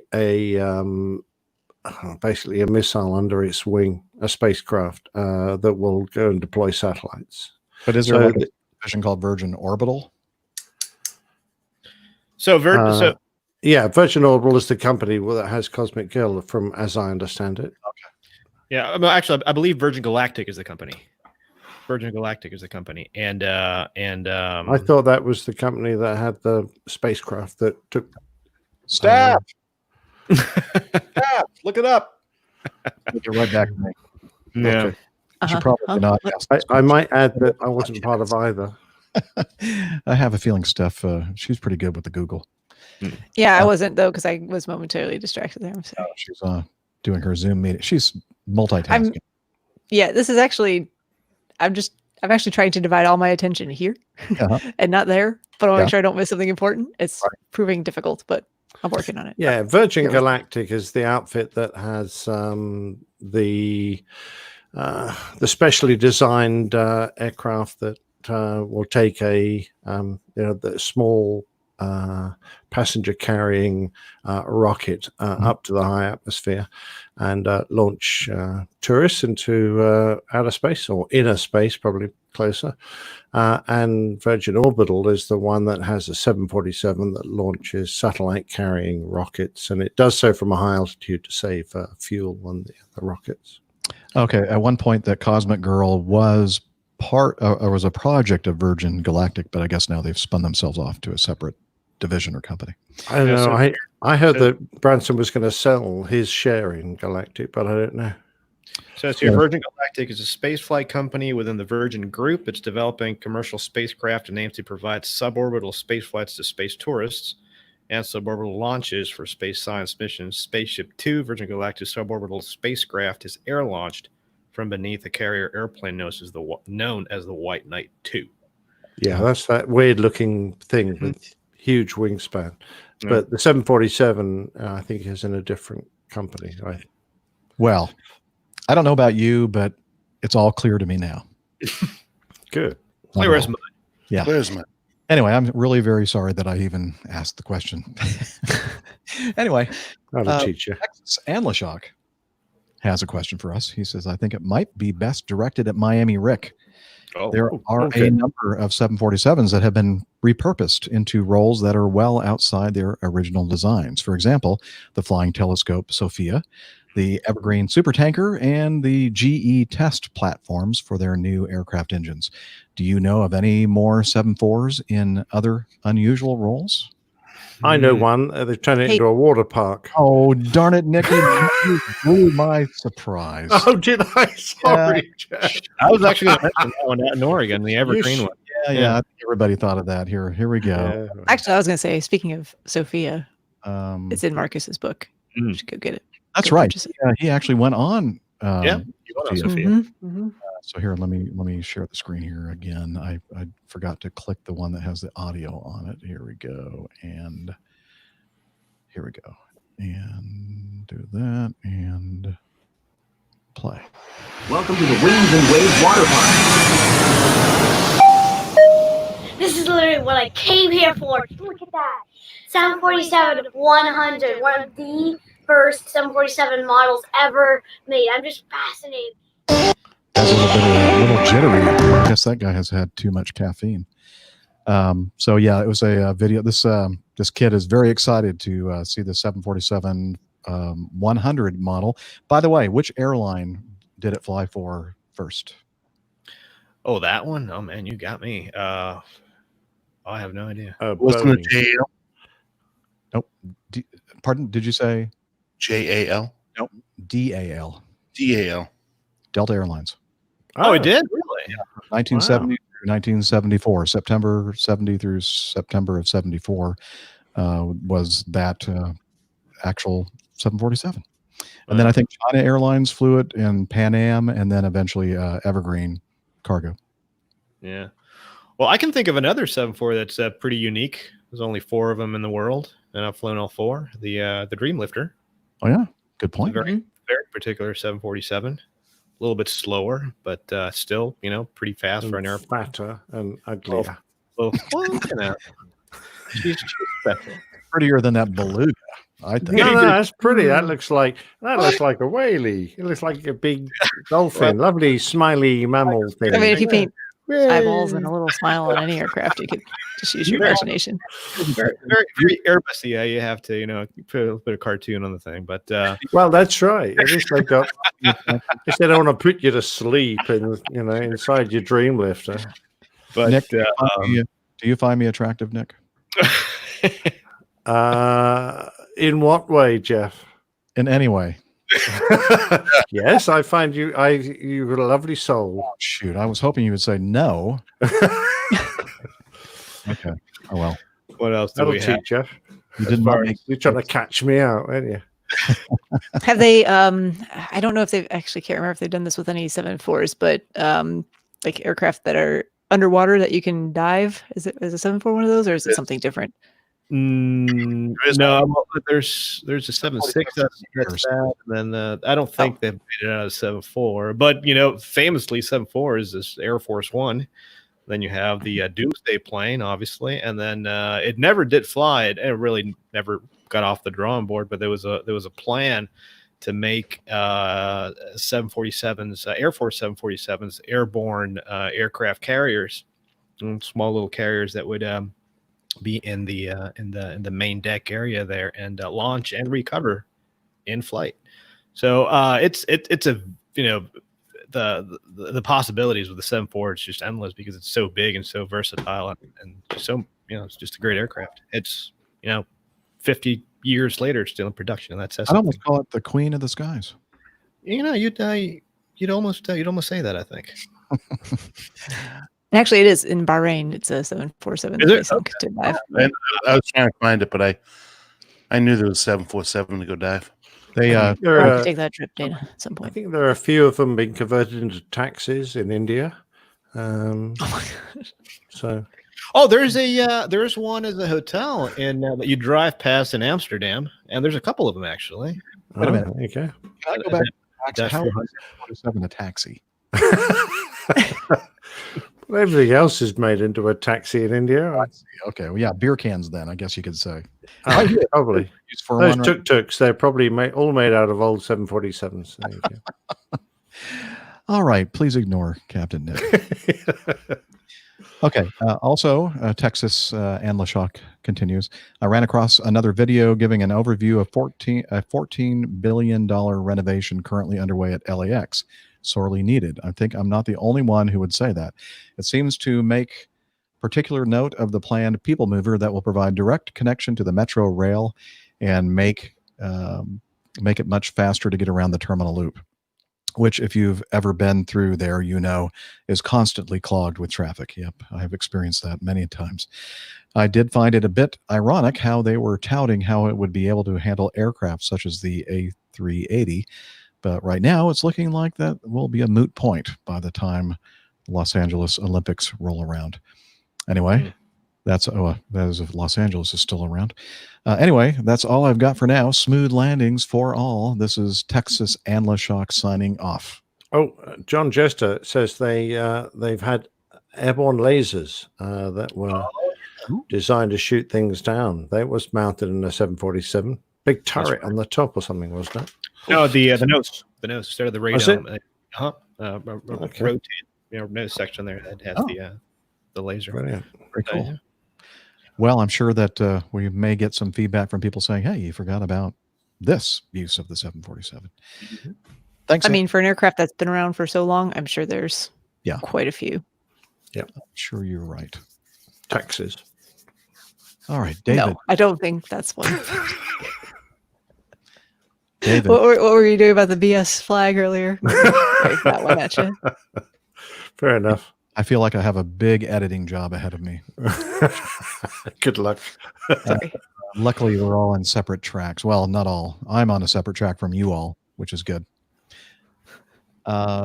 David says, or writes in, thank you for answering my sunshine evasion feedback on APG 425. On the show, you mentioned trying other podcasts to relieve the symptoms of the APG syndrome. When one has been wearing silk all this time, can one really switch to polyester? Ooh, thank you. Very nice compliment. Yes. I have another aviation question, but to get there, I need firstly to divert us onto the roads. I live in central Birmingham in the UK, so I'm used to high volumes of traffic, complex road layouts, and somewhat erratic behavior from fellow drivers, especially one Captain Nick Anderson. However, I've found that after driving along the motorway for an hour or more, I often feel overwhelmed when arriving in a new town. I see you in the corner of my eye. It's as if the cognitive load is too high after having spent time concentrating on only a very limited set of problems on the motorway. Suddenly, I'm in a new area dealing with sat-nav directions, weird roundabouts, pesky pedestrians, and trying to scale back my perception of my own speed. It's difficult to describe, but it's a feeling of the brain being slightly behind events and in a solely reactive and not anticipatory mode of thinking.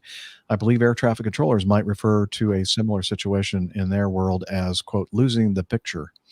Do pilots sometimes get this feeling when, having spent an hour or more in cruise, your workload suddenly jumps up again? Aside from briefing ahead about threats, do you have a mental focusing technique to prepare for descent and landing? What part of the flight demands the highest cognitive load? Have any of you had simulator sessions when an emergency situation has overloaded you? No, never.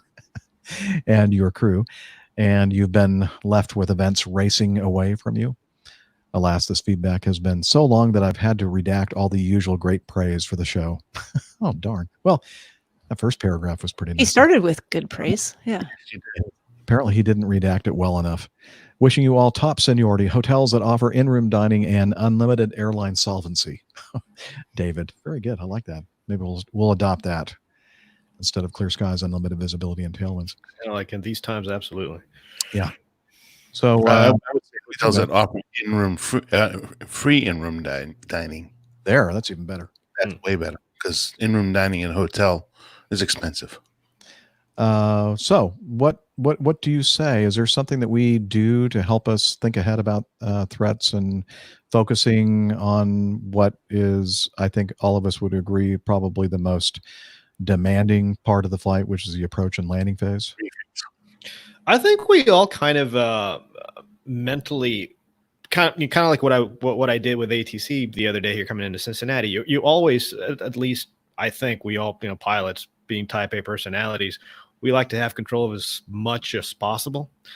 And so we're always thinking ahead and thinking of, how certain scenarios might play out based on, decisions that we make early on. So I wouldn't say that that there's a trigger really to get you, to kind of, get your hamster going in your head. I think your hamster's always going, albeit a little slower in the cruise portion of it, but that doesn't mean that you're not thinking about, constantly getting updated ATIS or, terminal information, weather at your destination. You're looking at your alternates. You're looking at alternates en route. So it's not like you get to top of climb and you kind of shut down and start watching movies. You're always playing some kind of scenario off in your head and kind of going over what your options are and how you'd react should a situation arise. So that's kind of how I look at it. From aside from briefing ahead of, about threats, familiarity is a good one. Being somewhat familiar with where you're going, what you're doing, and part of that is being familiar with the op specs. For our company, we have the special pages that will go through those and kind of review, well, not kind of, but review specific operational procedures at specific airport.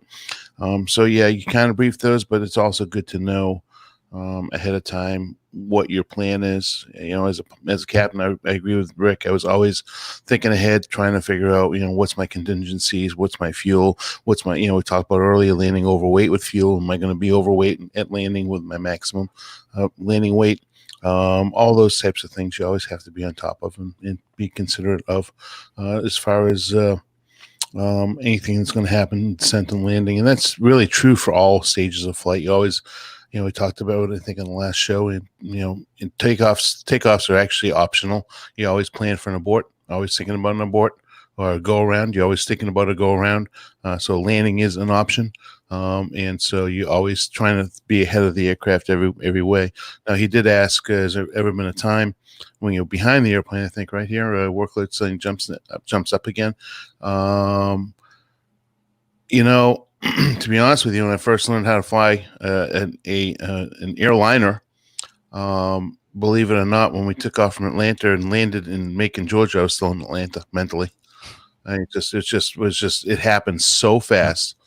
And that's, goes, along with the simulated sessions. When you first get into an airplane, when you're first kind of getting used to it, everything happens real fast. And then as you get towards the end, it's your simulator footprint, which I'm going to be getting ready to do here. Things start to slow down, and you get to really think about things and start to be able to react because you're getting familiar with where the switches are. It's kind of like if you rent a car, right? If you rent a car versus driving your own car, if you go to a rental car and you've never driven this vehicle before, you have to figure out where the windshield wipers are, with how to turn it on, stick the key in, you press the button. How do you turn on the radio? How do you turn on the lights? Blah, blah, blah. All these things you have. Why can't I figure out how to turn on this car? I'm turning the key, and one of my most embarrassing moments ever, I'm going to say, was in a rental car that I was not familiar with. I got in the car, turned it on, adjusted everything. Well, I think I got to all that stuff. And I'm like, where is the adjustment for the seat? I could not figure out how to move the seat forward so I was closer to the pedals. I'm looking, it's not in front of the seat. It's not on the side. It's not an electronic one. There's not a manual one. Turn off the car to go back into the office. And I'm like, hi, I am a highly educated person and I cannot figure out how to adjust the seat in this car because it was on the door. Yeah. Wow. Which I actually should have looked for because we own a car that has the seat adjustment on the door. Oh, good Lord. Yeah. the Porsche does. How on earth would you wire something into the door which has to move backwards and forwards all the time? Ask Infinity. I don't know. So Dana, I'm sorry, I interrupted you there with but when you said that, the rental car thing, it just brought me right back to that. Well, it hits home because I actually use it in the scuba diving world as well. Because when we're trying to get people to buy their own equipment or get into their own equipment, it's the same scenario, right? So you get into the rental car, and by the time you turn the rental car, you feel a lot more comfortable with it. But when you get into your own vehicle, you know exactly where everything is. The seats adjusted exactly how you want it, and blah blah blah. So that's kind of how it is when you going through the simulator sessions. Is you never get fully comfortable, but you finally get somewhat comfortable, and that's that's how I find that I can mitigate some of the threats. Is just being familiar with the aircraft, and that, that's the point that Jeff and I got to in the simulator. I'm sure in our sim world is we didn't know exactly what was coming, but we knew the aircraft inside and out, and we could really well manage it really well. Versus when I was first learned to fly the MD-88 in the sim, I was the term would be something holes in elbows, and so even though I knew the airplane really well, still there were situations that would jump up that I just was like, oh my god, what am I doing here? So that's just my long answer to that. I'd say that. And you kind of touched upon it. And to add to Dana's point here, there's a lot of things that you can do. I guess we're like way out of sync. I'm sorry. I think it must be my connection because I'm talking and nobody's hearing me, and then everybody stops. Yeah, I don't know what's going on. I'm sorry. It seems like I jump in at appropriate times, and then you're like, I have all this editing to do. And I'm like, I don't know what's. Why don't I thought it was just you guys were being mean to me, but apparently there must be some technical reason for this. Should I take myself out of the stream and then re-enter it? Try it. I can try. Okay. He's gone. We can talk about him. Yeah, go ahead. There you go. All right, am I in sync now? I mean, a lot of the times it does appear to me that you are, anyways. But like normally. No. But then something like your video is lagging behind your audio. You just jumped, like you froze and you came back to life. Kind of. I don't know. I don't know if Dana was Skyping just now or was it me? I don't know. No, okay. I think it's only Jeff's video that's doing that because everyone else seems to be in sync. Let me make note of, Liz, how long this is all taking. And I'm going to go ahead and just shut everything down and restart. See if that helps. Okay. Will it come back to the same place here? Or we just wait for you? Yeah, just wait. Don't you all leave. I'm going to leave and entertain the troops. There we go. Excellent. Actually, I mean, talk about increased. Well, that's weird. That's better. Yeah, that's better. When it's on 3, you definitely need that little bit of separation there. I feel very. My workload is increased here at the moment because I'm like 2 meters at least. At like 2 meters. Yeah. I think we're well enough social distance here, Nick, that you're safe from. Well, I don't know. Viruses probably fall down, so I don't know. I should be up there. I think I'd be safer. Wait, did you get a haircut next year, or is this no? Does Jilly not offer haircuts? No. Well, I don't think I'd let her near my head with a pair of scissors. Probably not a wise move. Nah, I've got to make sure she's really pleased with me before I do something like that. Smart man. Definitely. Yeah, and I've got to let the beard grow at the same rate as the hair, because otherwise, if they look out of place. Otherwise, your lopsided, your top heavy, like your CG's off. Yeah, you'd look weird, wouldn't you, if you had short hair and a big beard? But if your beard has more to it than the hair on your head, does that pull you forward? Well, it's just real tough if you got the roof down on the car, because you've got a different drag coefficient. I don't know. There's nothing good going on with my hair right now, but it's getting quite long. So that is, isn't it? Oh, that's going to be worth a bit to. Well, not that you actually sell it, but I don't sell my hair. My God, I do donate it though. That's what I meant. I mean, when you eventually give it away. Yeah, I'll probably have I usually try to get about 10, 11 inches. What is it, about a foot a month? Yeah, it grows like a weed. It's amazing. No, it doesn't grow a foot a month. It grows. It looks like it. I wish mine grew a foot a month. Are we talking about your hair now, Dana? Oh, Oh, dear. I mean, you'd look like the Gorton's fisherman here in the United States. You know that, Nick, right? I'm sure I look like what's the bloke we have here who Captain Birdseye I would look like in the UK, but I'm sure there's an equivalent in the States. That's Kenny Rogers, I guess. The Oh yeah. A little bit, yeah. I can see that. I look like a red suit on him too. Yeah, in fact, I look like anyone who has white hair and a big beard. So there you go. Nick, you keep on. See, Nick's flashing right now. Well, I wasn't until just a second ago. What happened? I don't know. I think there's definitely gremlins tonight. What's going on? It was rock steady for me. Oh, beep. That wasn't me. Heard a beep. Yes, It definitely has something to do with the green screen because. Wait a minute. For a minute there, I thought I was connecting to an earlier show because Steph's hair looks different. Yeah. Well, we were having a discussion about how, Nick has not had a haircut, and yeah. And have you been talking about Nick's video being all fuzzy and pixelated? We did. He was doing the same flashing thing as happened before we started was going on for a moment. Yeah.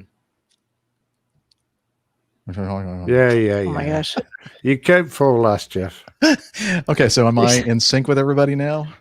Yeah. I mean, as far as we can tell, like it's hard for us to tell when you're not because because you never move normally. Okay, right now.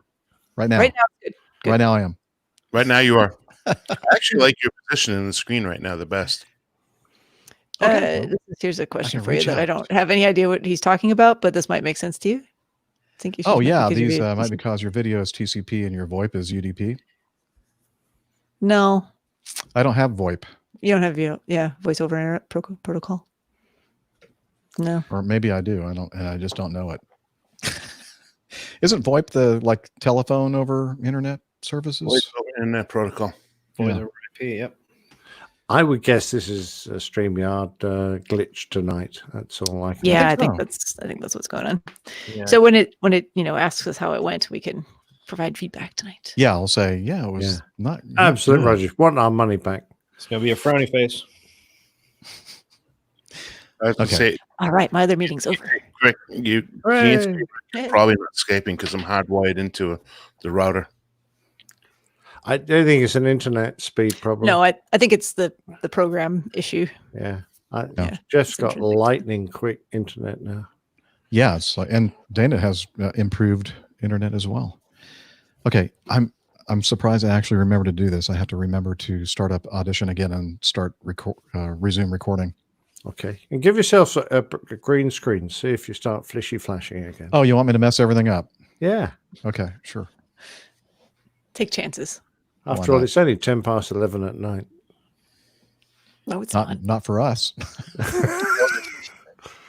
We haven't got the plain tales yet. Yeah, that's always optional.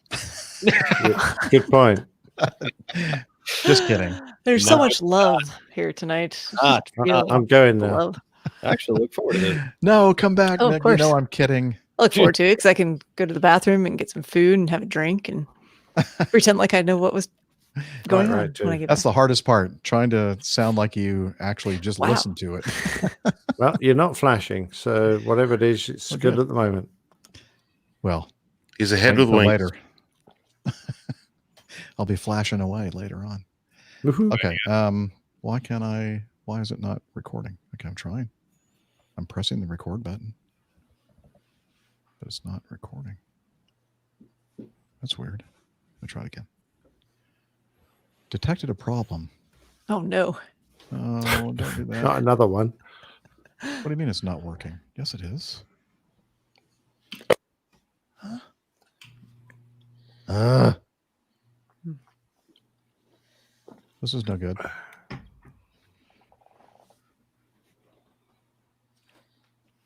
Crap. Okay, let me restart Audition. For some reason, it's not seeing my mixer. which is necessary to get all these channels to go into it. Sorry for the technical issues, folks. While you're working on that, Jeff, did you see my text about Armando? Yes, so he's like 30 minutes out. I guess less than that now. If he was on a 3 o'clock flight originally. Did you see my text right after your text? I didn't see. No. No.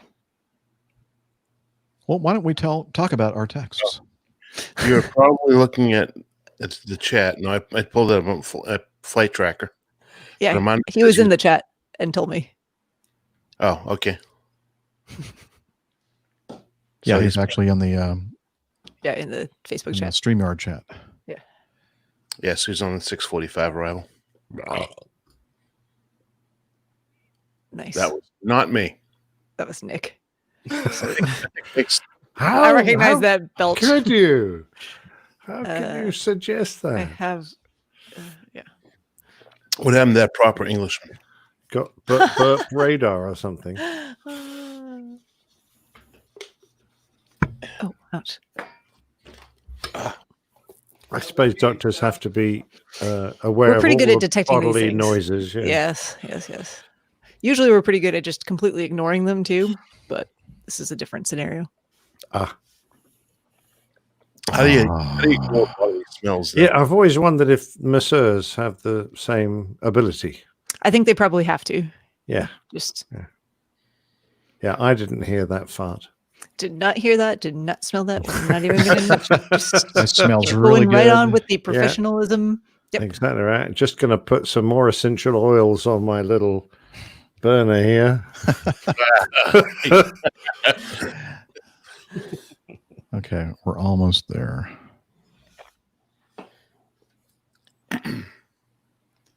And for some reason, all this channel mapping went out the window. 11 and 13. Armando says, thanks for stalling for him. You're welcome. Yeah, it's all part of the plan.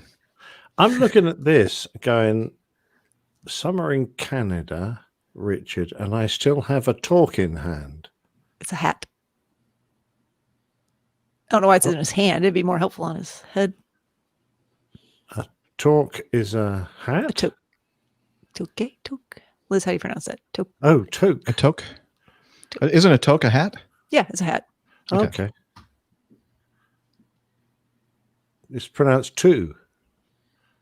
No. A two in hand. Toque. Oh, twat. Toque? No. Well, I'm looking at what Lisa's saying. She's Canadian. Two? She says twok. T-W-O-K. That's how you pronounce it. Okay. Liz, you should just pop on and actually give us like an audio pronunciation because we're not Canadian. We don't know. I recognize the word like in written form, but I actually don't know how it's pronounced. So what do you look like when you got your twok in hand? Yeah. Oh, my. Can't hear you. Oh, go ahead. You have to be in the stream. You have to. Here we go. I'm going to add it. Now you are.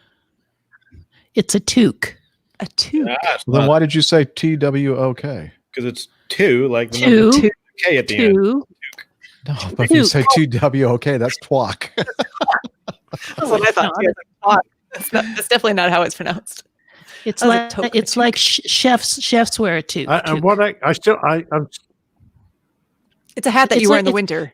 What's the like point a of his? beanie. But It's what's the point of a wool his cap. post? What is he trying to say? He's saying it's cold in Canada, even though It's a woolly hat. Oh, okay, right. I thought a toque was a thing that chefs wear. Yes, also that. Okay. Chefs wear a woolly hat? I never knew that. No, they don't wear woolly hats. Unless they're in Russia or Siberia or something like that. I wish I had my chef hat here. It's up on the boat. I put it on for you. And if you're in the South, it's a toboggan, even though that's a sled. A toboggan? A toboggan. Yeah. What is a toboggan? People are weird. I know. I'm pretty sure that's what they call it. Okay. Because I'm like, oh, the sled, and they're like, no, with the hat on my head. I'm like, what? Okay. Well, we are finally recording. Thank goodness Oh, we can God keep for that. going on the show. You didn't want to delve into all the different words for a hat that you'd wear on your head in the winter. So where were we? Were I we don't finished know. with David's overload and busy environments? No, I was just gonna, if you want, I was just gonna mention that there's a lot of stuff that you can do on short sectors, and having flown them. You know, we used to do on the 7.6, we used to do about a 40-minute flight from Rio de Janeiro to Sao Paulo, or there's another little short flight. I did quite a bit on the 7.4 from London to Frankfurt or Luxembourg, or from Amsterdam to Frankfurt or whatever. These flight sectors are so tiny, and the workload can get so heavy that there's actually a lot of things that you can do on the ground before you even take off. So what I would do a lot of times is obviously get the ATIS, with the terminal information weather for the destination airport, and figure out your landing analysis, your landing assessment, your landing numbers, before you even leave the ground, because the weather's not going to change, because you're going to get there before a new weather report comes out anyway. And you're ahead of the curve that way, and that way you can just just focus on the flying and flying the departure procedure and the arrival procedure. And so it's really, if you get behind the airplane, it's because you kind of let yourself get behind the airplane. You have to, flying is always, of course, flying is about getting from point A to point B, but really being a pilot and being a professional pilot at that is managing the flight deck, managing your time, and prioritizing and planning ahead. So that's really what I wanted to say about that. Yep. Using all your resources. Mm-hmm. Excellent. And, today's systems at most airlines in most parts of the world set up with our required briefings and checklist procedures and everything else go a long way to kind of helping us manage expected and sometimes unexpected items or things happening. I'm sorry, I was just distracted because all of a sudden my iPad is doing something strange. It's just like one of those days where is any of the electronic equipment functioning? Well, it might be yesterday. I'm so glad we didn't do the show yesterday. Number one, because Rick wasn't going to be able to be with us. But the second thing is because the power went off and on, cycled off and on maybe 25, 30 times. That in short. Wow. Yeah. And it was, so I'm sure that might have something to do with it. And my MacBook, the one that I'm running the show off of, I think it was not happy with it. So anywho, all right. Well, thank you very much, David, for submitting the question, and thank you for the nice compliment at the beginning of your feedback. We do appreciate that. We know you're lying about it, but we still appreciate it. Item 3, Justin says, "Sorry for not including Miami Rick in my collection of mental images of you." Remember, Rick, were you on the show when we talked about he had the he pictured. You thought I was Heidi Klum, looked like Heidi Klum. Heidi Klum. And, okay. Yeah. So he apologizes for not including you in that. He said, "But I figured I'd rather not include Rick since everybody knows pictures of Florida man from the news." Ouch. Ouch. I don't know what that means. Justin's kind of mean.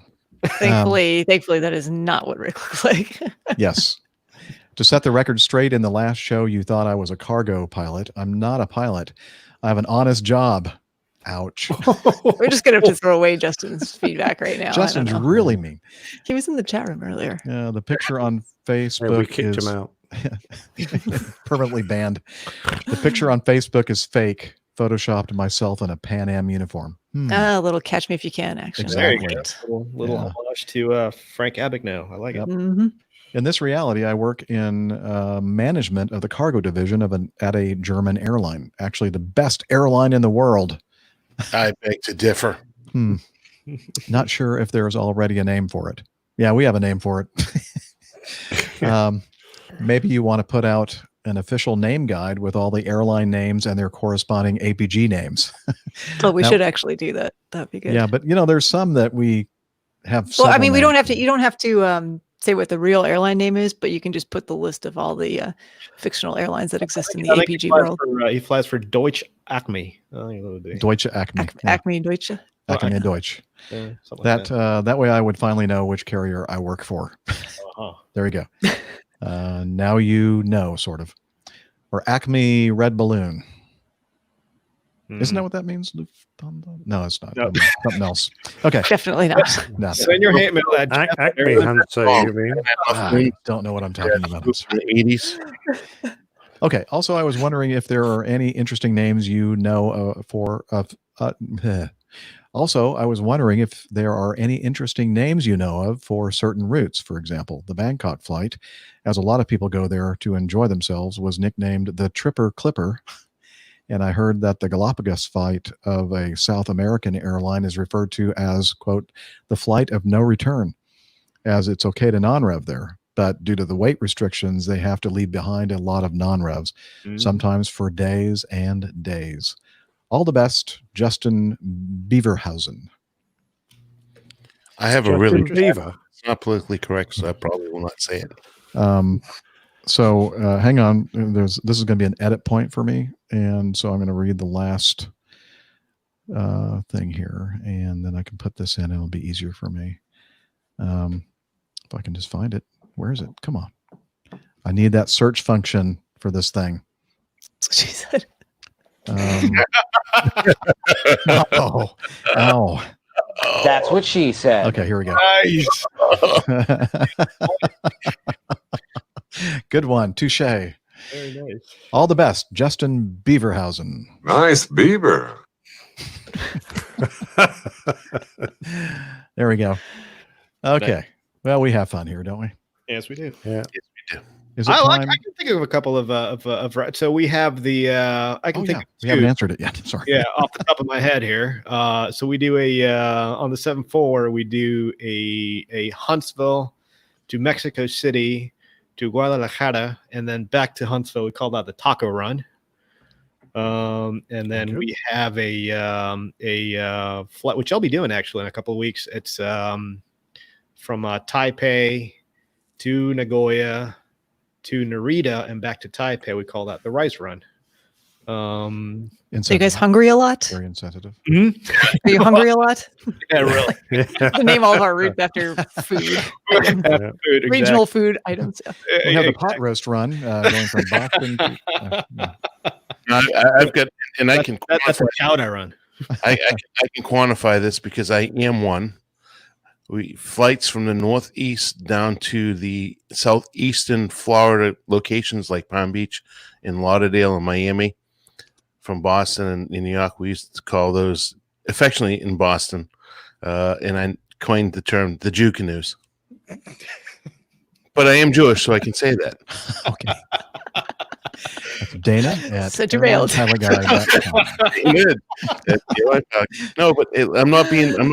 But we always had all the grandmas and grandpas. And it's either the Italian stallion run or the Jew canoes. So the title of this episode is going to have to be something to the effect of "We apologize for offending you," or send your mail to. Exactly right. I'm offended at airlinepilotguy.com. Listen, Right. I hate Groundhog Day used to be our Narita run because when you get there, you always did exactly the same thing every time you went there. Well, go to the Raymond place. Yeah. Oh, that was there for lunch, but we were always down to the Flyers Bar and then off to, I don't know, the Spiral Staircase or whatever you like to call that place, and then up to the Barge. And there's only about 6 places we all went to. Yeah. Yeah. All the same crews there all the time. Jet lag bar. Yeah. Exactly. That's right. Is that the bar they have all the airline related stickers all over? Yeah, the jet lag's a good bar actually. It's run by a Dutch bloke, but we always used to end up at the truck when it was. He was a flight attendant for Sabina actually. Okay. Yeah. A lot of paraphernalia all around the walls. It was very good, and we always ended up at the truck, or as the Americans call it, the trailer. But well, what was it? A trailer or a truck? It used to be the original was the back of a truck, which would have been the trailer. Yeah, but yeah, it's a bit specific, really. Well, That's just the way we are. All right. Speaking of specific, John wants to ask us about summer operations in PSP, Palm Springs to be specific.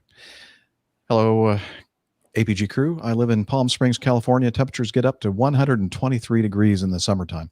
I've never spoken to anyone that has ever had a flight canceled because of the heat. We are only about 300 feet elevation. Runways are long enough for military maneuvers and the presidential jet to get here 2 or 3 times in the last 5 years. I've always wondered if the planes themselves ever get tested to that limit during flight testing before they are delivered to the airlines. Are there any limitations by Acme Airlines to operating in this environment? I know only Acme Junior flies here all year round, but there is service seasonally with big Acme to its hubs. I'm a retired medical doctor, but I've always loved aviation since childhood. Your podcast is a mental health saver during these times. John Guagenti, maybe. I wish it saved my mental health.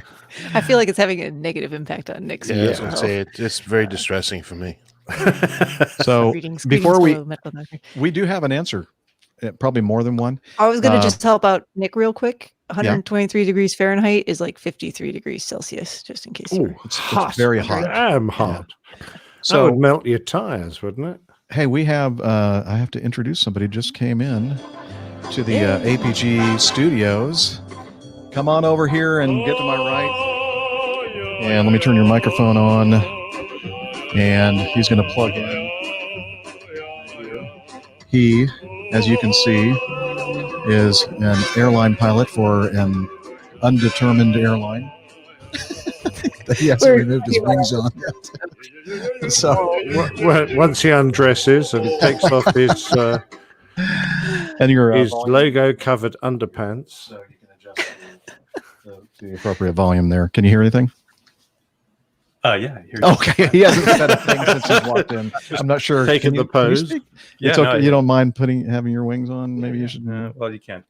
Okay, they're just generic wings. They're made in Taiwan, country in the Far East, in China.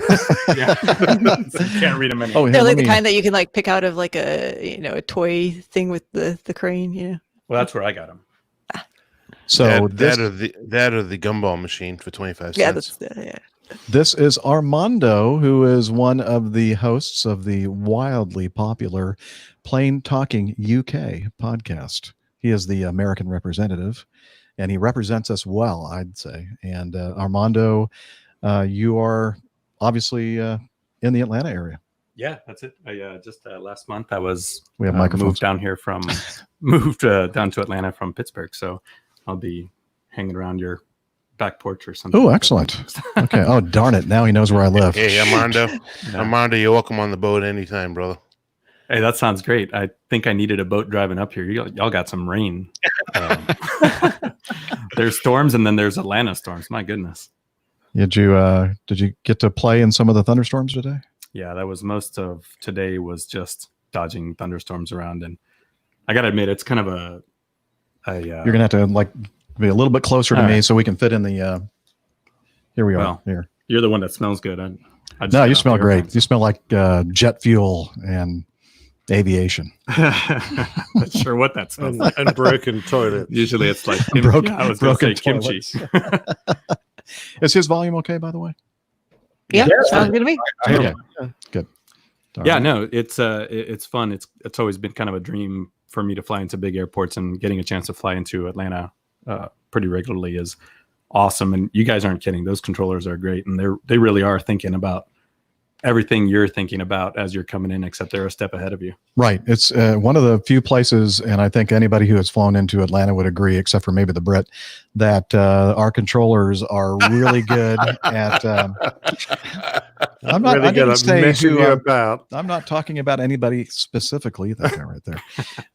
But they, I've been doing it now for 31, almost 32 years. And you get to the point where, you're looking at your radar and you're looking at the red cells and you're going, and then you're pointed right at it and you go, do they know that we're about to fly into, and then before you get there, they give you it's after a while, you trust them to know that all this is out there, and they know exactly how to thread you through everything. So that's it. It was exactly that today. I mean, it was probably 5 seconds before you're about to hit the push to talk switch to ask for a deviation, and they'll give you one in the exact direction that you were just talking about. It's really good. Yeah. Even the newer ones, the old heads were great, and the newer ones that have replaced them are pretty darn good as well.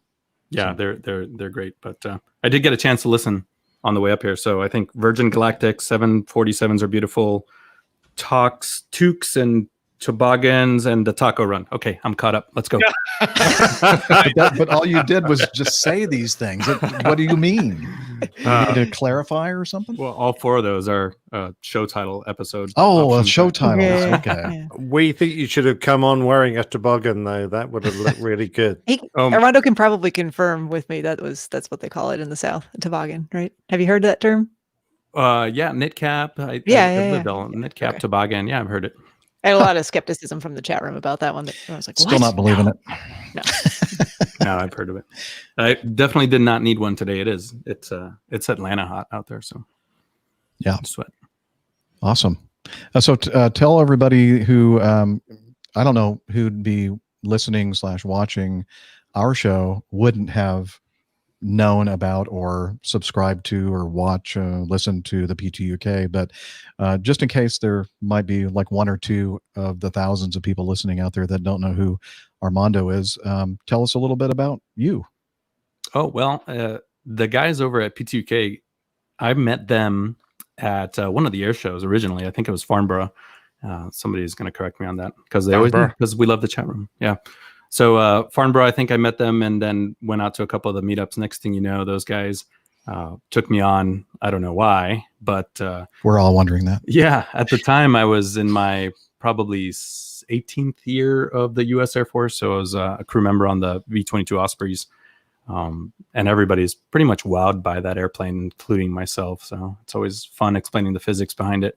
But I think they were just struggling for an American. No, I'm not going to say that.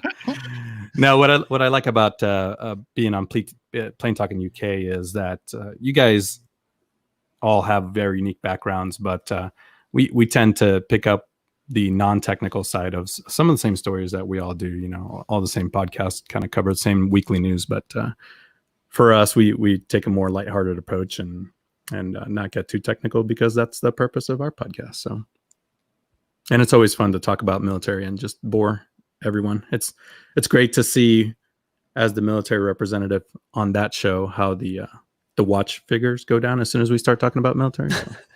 I like you that. got those few people you like always sticking get one in extra from yeah. me. Microphone. I'm not recording that one for some reason. Oh, well, Jeff and the record button. Yeah. I'm sorry. Say again, Steph. To make a separate track. I forgot what I was saying. Oh, no, there's a few people who live for that military segment. So you've got a couple dedicated diehard listeners. I met all 4 of them. Who stick around just for that point. Yeah. Yeah. The 4 of us have a meetup every once in a while. Exactly. Timeout. I love the military side. It's great. I hear someone talking about gray stuff for a change. We're doing a technical timeout here while I set up another track for Armando. Okay. No, put him on the railway track. I was going to say, does that mean I have to run faster? I haven't been on a track in 2 years, so. Okay. We can change that. No, thanks. Yeah, particularly in the Atlanta weather, that would be real fun, wouldn't it? It'll be sultry, to say the least. Oh my goodness! How about just running from the T gates out to the E gates? You could do that back and forth. That's 3 miles, right? Actually, believe it or not, way back when before I got married, I was trying to get healthy, and this gentleman, John, I don't remember his last name right now, but he and I used to walk all the way from T gates out to E gates back to T gates at a rapid pace during our lunch break. So that's a true statement. We used to do exactly that. Yeah, but it's a decent walk. Yeah. See the problem with that is there's a Qdoba, there's a Chipotle on the way, and then there's a Panda Express. So I got to make pit stops if I'm trying to do that walk. Sounds good. Sounds You're very going to go broke doing that. Yeah, that's true. Okay, I think we have you now on a track, a recorded track. So let's see. Go ahead and say something. Hello. Okay. Recording. Excellent. All right. Now we can resume like nothing ever happened. The magic of podcasting. So I forgot exactly what you were saying at the point that I told you to stop. A little bit of my background. Yeah. That pretty much sums it up. I spent 21 years in the Air Force, so a lot of fun military flying, not the usual stuff. I don't pretend to know anything about fighter jets because I don't, and those guys were always too cool for school. So we wore our collars down; they wore their collars up, and they always had better hair than us. So I don't know anything about fighter jets, but all the other stuff a little familiar with. Now, for those who are not watching the video, Captain Nick is running his fingers through his hair. And Armando has none. Yeah, that's why he couldn't be a fighter pilot. Hey, Kenny What could I Rogers, can say? you put some of that hair on my? Actually, you've got a real go faster haircut. That's for sure, Armando. It is aerodynamic. Yeah. All right. And so you retired from the Air Force, last year or a year before? Yeah, believe it or not, it's been almost a year and a half. Wow. Okay. And, you were gracious enough to be there. Oh, yeah. I was representing the APG, and it was fantastic. Thanks for the invite. We put a pretty good dent on some of those kegs. It was at a brewery, so. I don't know. I wasn't drinking. Okay. Yeah, okay. The bill had names on it, so I was able to run statistics. So, yeah, it was a great time. And so then you were like doing some flying. Yeah, so I took 6 months off, and it was one of the things that my fellow peers that had retired from the military had said, make sure you take some time off to decompress and kind of learn how the real world works.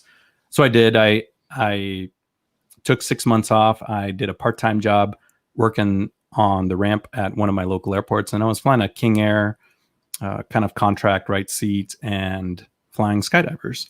So Steph and I got a chance to go up a couple times, and I threw her out of the airplane. Yeah, I jumped out of Armando's airplane. Yeah. Did she have a parachute? She did. Oh, okay. She did, despite our best efforts.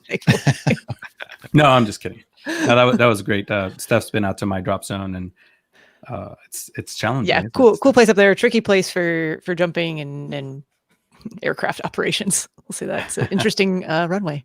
It is. It's an incredibly underpowered Cessna 182 with 5 people aboard into a, I don't know, what did you call it? About 2,500 foot grass strip. Yeah, that it's I don't think it's all entirely straight or linear, and there's definitely an incline on it. So yeah, it would make a pretty good, dog leg par 3, par 4, or something like that. That's about right. Yeah. And so, then, sorry, go ahead. No, that's it. So I did that for 6 months. Got some flying back in the US. I did do some general aviation flying over there in the UK, which was just amazing. I was doing aerobatics in an extra, and probably the best thing anybody could ever do is just fly a Cub, little Piper Cub, over the British fields and 1,000 feet, just looking at castles and churches and manor homes. It was just beautiful. There's nothing like that here in the US. And then just got picked up about 6 months ago for a Part 135 small airline. Very cool. And that's what you have been doing the last couple of days then, between the time that you saw Dr. Steph. That's right. Yeah. That was Monday. Yeah. Today's Wednesday. Days are a blur, so I'll let you guys tell me what day it is. Yeah, it's Wednesday, I think, according to Dr. Steph. Right. Well, we couldn't figure it out on Monday. That's the only reason I know what day it is. We had to sit there and go, "What day is today?" Well, we did put a pretty good dent on that 6-pack of. Yeah, we did. Beer. Pernicious. By the way, Armando, how are you enjoying flying that Pilatus? It's an amazing airplane. It's so easy to fly, and I think the best way to sum it up is it's a big airplane and a little airplane body. So we've got pretty advanced avionics. We've got incredible icing capability, and you can be up into flight levels, 25, 26,000 pressurized, doing 340, 350, and then it lands at 90. So every time that you guys are behind us, they're on 26 right. I'm kind of flooring it all the way to the threshold. It's highly encouraged that I'm off on the first taxiway. So it's great at doing that. So Armando, on the Airline Pilot Guy show, we always ask the question: if you could fly any airplane, a minute. Wait a minute, no, that's not our show. That's his show. Never mind. Don't answer that question. Excellent. All right. So now we introduced you all to Armando, and I'm so happy that you were able to make it. Wish it had been earlier, but that's the way it is in the industry, right? Sometimes we did start the day with a 3-hour delay for maintenance. Got to go with the flow. Yeah, exactly. Oh, did you want to talk about that? Or maybe later in the show? No. Just, okay, that's that the rivalry continues between operations and maintenance. Oh boy, yeah that never happens. Yeah. Okay, well, we were just talking about. John had just asked us about summer operations in Palm Springs, and about the heat, 123 degrees, and our airliners kind of tested for these high temperatures before they're delivered to the airline. And I know that in my peripheral vision, I saw a couple of people's heads nodding. And so whoever that was, go ahead and answer. No, I was just going to say that that's great to have you here, Armando. Finally, great to meet you. Yeah, it's good to see you. So there's a couple of things here. Obviously, there's going to be a limit to temperature limit to operations, but it really goes hand in hand. Well, first before we go into that, we have to kind of talk about what density altitude is. So really, density altitude is your altitude corrected for non-standard temperature. So everything in aviation, as far as performance calculations are concerned, are based off of a datum point, and that's called ISA, so International Standard Atmosphere, which basically means sea level and 59 degrees Fahrenheit, 15 degrees Celsius. So everything kind of goes off of that. So that's kind of your starting point. Density altitude comes into the equation when say you are in fact at sea level, but your temperature is no longer 59 degrees, but it's 80 degrees. The airplane does not know that. The airplane feels like it's higher than at sea level because as temperature goes up, the density of the air goes down. So that's what you're kind of correcting for there, your density altitude. Now, I'm looking here at the flight planning and performance chart for the 767. And this kind of goes for just about every Boeing I've ever flown. There is a two limits. One is the environmental limit, and the other one's the assumed temperature limit. And that has to do with thrust, and it gets a little convoluted, and we don't really have time to go down that rabbit hole, lest Captain Jeff start playing the rickets on me here. I'd never do that, Rick. So we're just going to talk about the environmental limit here, and it's kind of similar for all airliners here, and your environmental limit at sea level goes just above 50 degrees C, and that environmental limit line is inversely proportional to your pressure altitude, and your pressure altitude is your altitude as it compares to standard atmosphere, which is 29.92 inches of on the mercury, or 1013.2 millibars. That's another datum point there. So the higher you are, the lower the temperature is to get you to that limit. So at sea level, the hottest it can be is 52 degrees C to take off in a 767. As you start going up, as your pressure altitude starts going up, the maximum allowable temperature to compensate for that density altitude, it starts going down. So that's kind of what I have on that, about 50 degrees at sea level. I've only got one thing to say, and that's hectopascals. Hectopascals, not millibars? Yeah. Oh. Other than that, it sounded great. I was surprised you just... He didn't care about the Fahrenheit or at the beginning of it. You did switch. Yeah, well, you guys are. We did say earlier, you.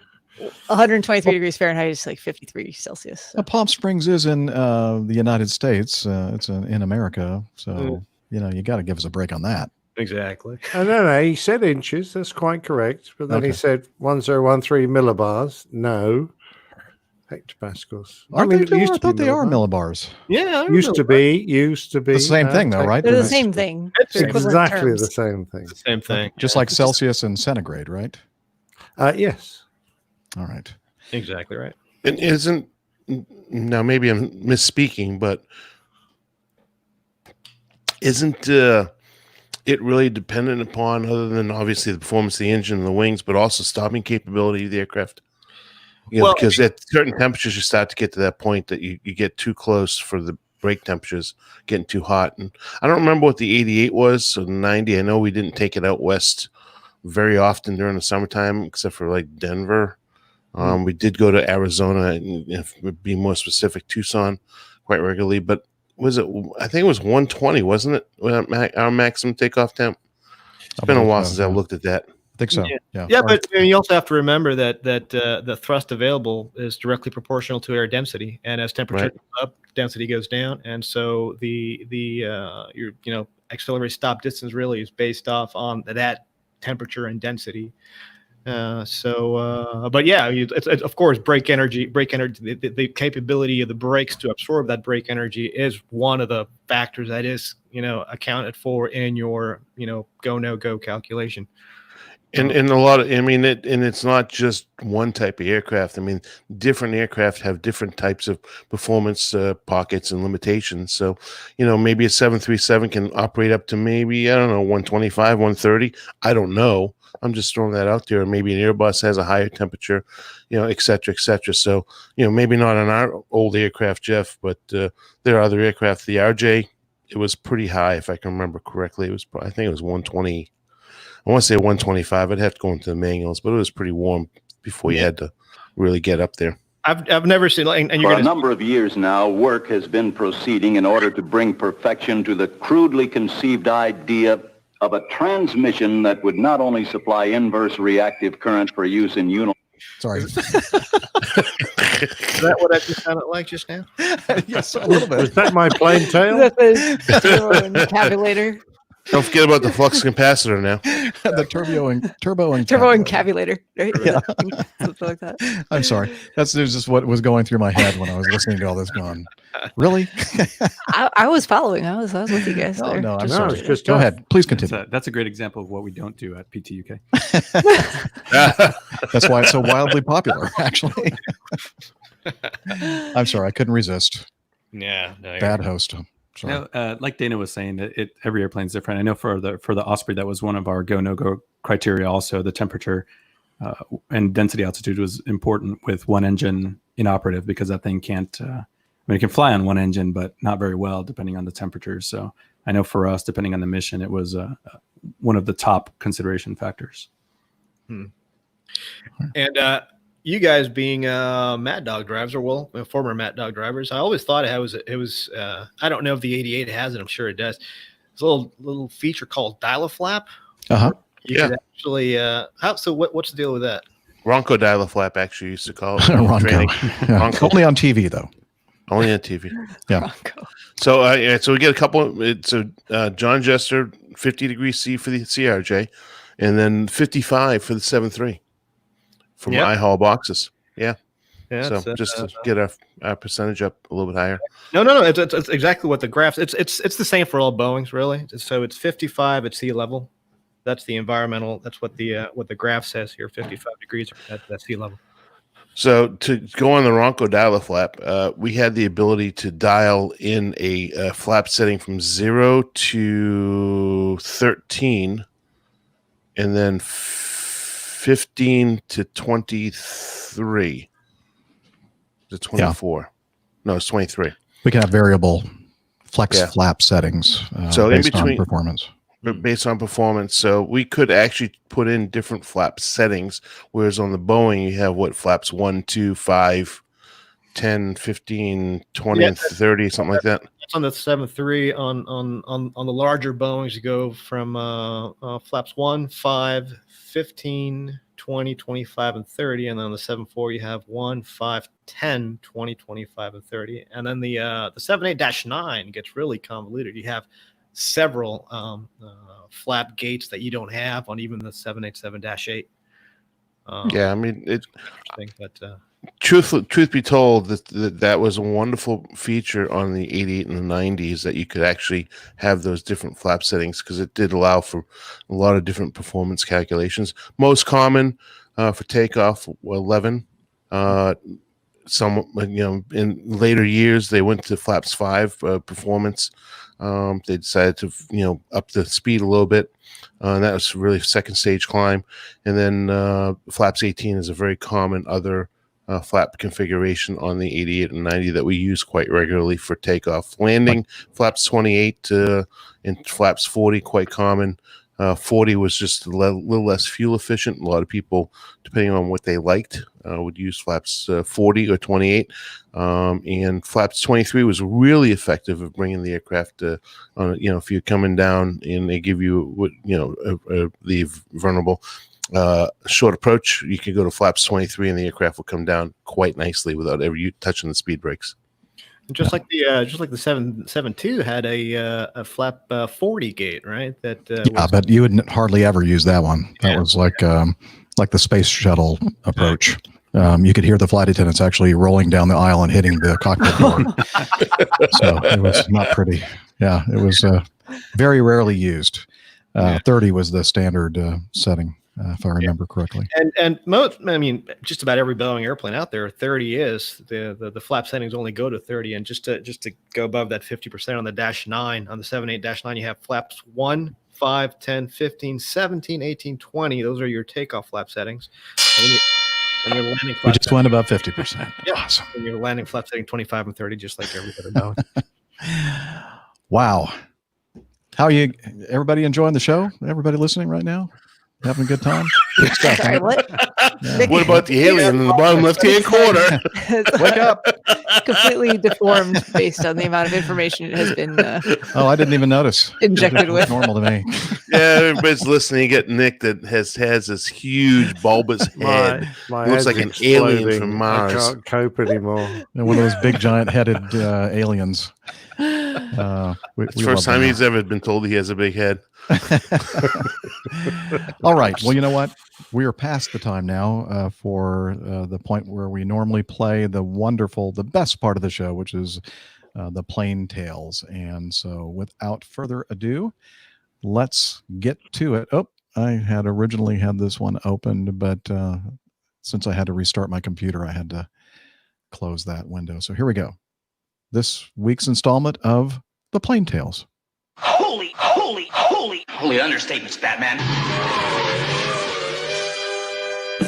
The old pilot's plain tales. The Bat Bomb. Necessity is the mother of invention, and this proverb has been with us, at least in Latin, since at least 1519. No period is the imperative for invention more important than during war, where failure to innovate and adapt is likely to lead to ruin. So the annals of World War II are full of references to the weird and wacky suggestions that inventors came up with. The military of various countries pursued many of these strange ideas in the hope that they might give them a technological edge. Even if you didn't hear my earlier tales about the bouncing bomb, you will know that some of these weapons proved to be remarkably successful. Most, however, were something else entirely. A dentist from Irwin, Pennsylvania, once went on a trip to the Carlsbad Caverns National Park, home to many bats. He learned that bats were A, strong flyers, and B, roosted before dawn, often in the eaves of houses. Putting these facts together with his views on the construction of buildings in Tokyo, mainly wooden, he devised a dastardly plan, the Bat Bomb. I suspect that his invention would have been relegated to a dusty corner of some enormous filing room near the incinerator, except for one fact. Our dentist knew the First Lady, Eleanor Roosevelt. Having a direct line into the most famous government building in the United States ensured that his idea got a jolly good airing there. His letter reached the White House a few weeks after the attack on Pearl Harbor, and in it he explained that the bat was the lowest form of animal life, and that until now reasons for its creation had remained unexplained. He went on to espouse that bats were created by God to await this hour, to play their part in the scheme to free human existence and to frustrate any attempt of those who dare desecrate our way of life. This part of God's, or perhaps Darwin's, great plan apparently needed no more explanation. And despite feeling the need to explain that, this man is not a nut. It sounds like a perfectly wild idea, but is worth looking into. The president personally approved the development of the dentist's idea. With presidential authorization in hand, the dentist assembled workers for the project. These included von Blocher and his assistant, Jack Kufer, a pair of bat lovers, a lobster fisherman, a weightlifter, an actor, an ex-gangster, and a former hotel manager, amongst others. Together, they set about developing the tooth puller's invention. The concept revolved around the bat's natural instinct to huddle in the rafters of buildings once the sun came up. If thousands of bats could be dropped over Tokyo, each wearing a tiny incendiary device combined with a timer, then as dawn came, they would hide in the dark corners of the highly flammable Japanese houses, offices, and factories, waiting for the moment to set them alight, accompanied by the aroma of grilled bat. How this was an improvement on the already well-established conventional incendiary bomb wasn't made entirely clear, but the persuasive orthodontist submission stated, a proposal designed to frighten, demoralize, and excite the prejudices of the people of the Japanese Empire, outlining what he called a practical, inexpensive, and effective plan. He theorized that bombers could carry millions of the winged fire starters to their targets. The government's reaction to the idea perhaps wasn't surprising, since it was already researching other strange projects, like pigeon-controlled missiles and such.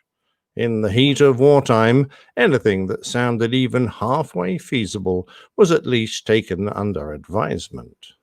With a green light to proceed, most of the team enlisted in the Air Force, gaining acting ranks, which gave them an air of authority. To be fair, our tooth puller also had some experts on board. The bat lovers were mammalogists, and Harvard chemist Dr. Theodore Feiser, the inventor of napalm, would join the team. They started to tackle the practical problems that faced the development of the bat bomb. The bats needed to be chilled into hibernation so that they could be flown to the target area. Hundreds, if not thousands of bats had to be fitted with a tiny bomb, which could be accurately timed to go off at the right moment. They had to be delivered to the city without injury so that they could disperse and fly to places of concealment where they would give their lives in the cause of freedom. The idea of killing millions of bats wouldn't fly very far today, but the team rationalized the loss to nature, saying that 1 million bat bombs could save 1 million lives. After rigorously testing several species, the project crew settled on the Mexican free-tailed bat to carry their incendiaries. Largely concentrated in New Mexico and Texas, the free-tailed bat population numbered well over 50 million, and nearly 9 million of them were thought to reside in the Carlsbad Caverns in New Mexico. Since the caverns were overseen by the United States Park Service, they had to receive special permission to venture into the caves and harvest large batches of the creatures. But after all, there was a war on. Tests revealed that these tiny creatures, weighing only half an ounce, about 14 grams, could carry more than their own body weight in payload. So tiny tubes made of cellulose and filled with napalm were glued to their fronts. They planned to deliver these teensy-weensy warriors in a hollow, bomb-shaped carrier, about 5 feet long and 2.5 feet in diameter. That's 1.5 by 0.75 meters. Inside were 26 trays of bats, loaded like eggs in a crate, until the device was full with over 1,000 animals. When dropped, the bomb would fall to around 4,000 feet, when a parachute would deploy, slowing the descent, and then the sides would be blown off, releasing the agile arsonists to set the city below alight. Comparisons with conventional incendiary bombs were waved aside with the assurance that a conventional attack might start 400 ground fires, whereas the bat bombs could ignite nearly 4,800, a 12-fold increase. The development of this novel weapon didn't go entirely smoothly. During a less than spectacular trial at Muroc Lake in California, 6,000 bats were deployed in a number of bombs. Carrying dummy incendiary devices, some of the bats failed to wake from hibernation and slept their way to destruction, while others chose to fly away into the sunset, never to be seen again. What was worse, at the Carlsbad Army Airfield, half a dozen fully armed bats escaped and roosted under a fuel tank. Unable to tell Japanese military equipment from that owned by the US Army, the bats did their duty and incinerated the test range buildings, watchtowers, and barracks. Undeterred, the bat bomb team were buoyed up by the apparent effectiveness of the weapon. And although the Air Force had by now washed their hands of the bat guano and the project, the Marines took it forward as Project X-Ray, dropping the weapon onto a mock-up known as the Japanese Village at the Marine Air Station El Centro in California. Observers were somewhat impressed, and the report that followed stated, "A reasonable number of destructive fires can be started in spite of the extremely small size of the units. The main advantage of the units would seem to be their placement within the enemy structures without the knowledge of the householder or fire watchers, thus allowing the fire to establish itself before being discovered."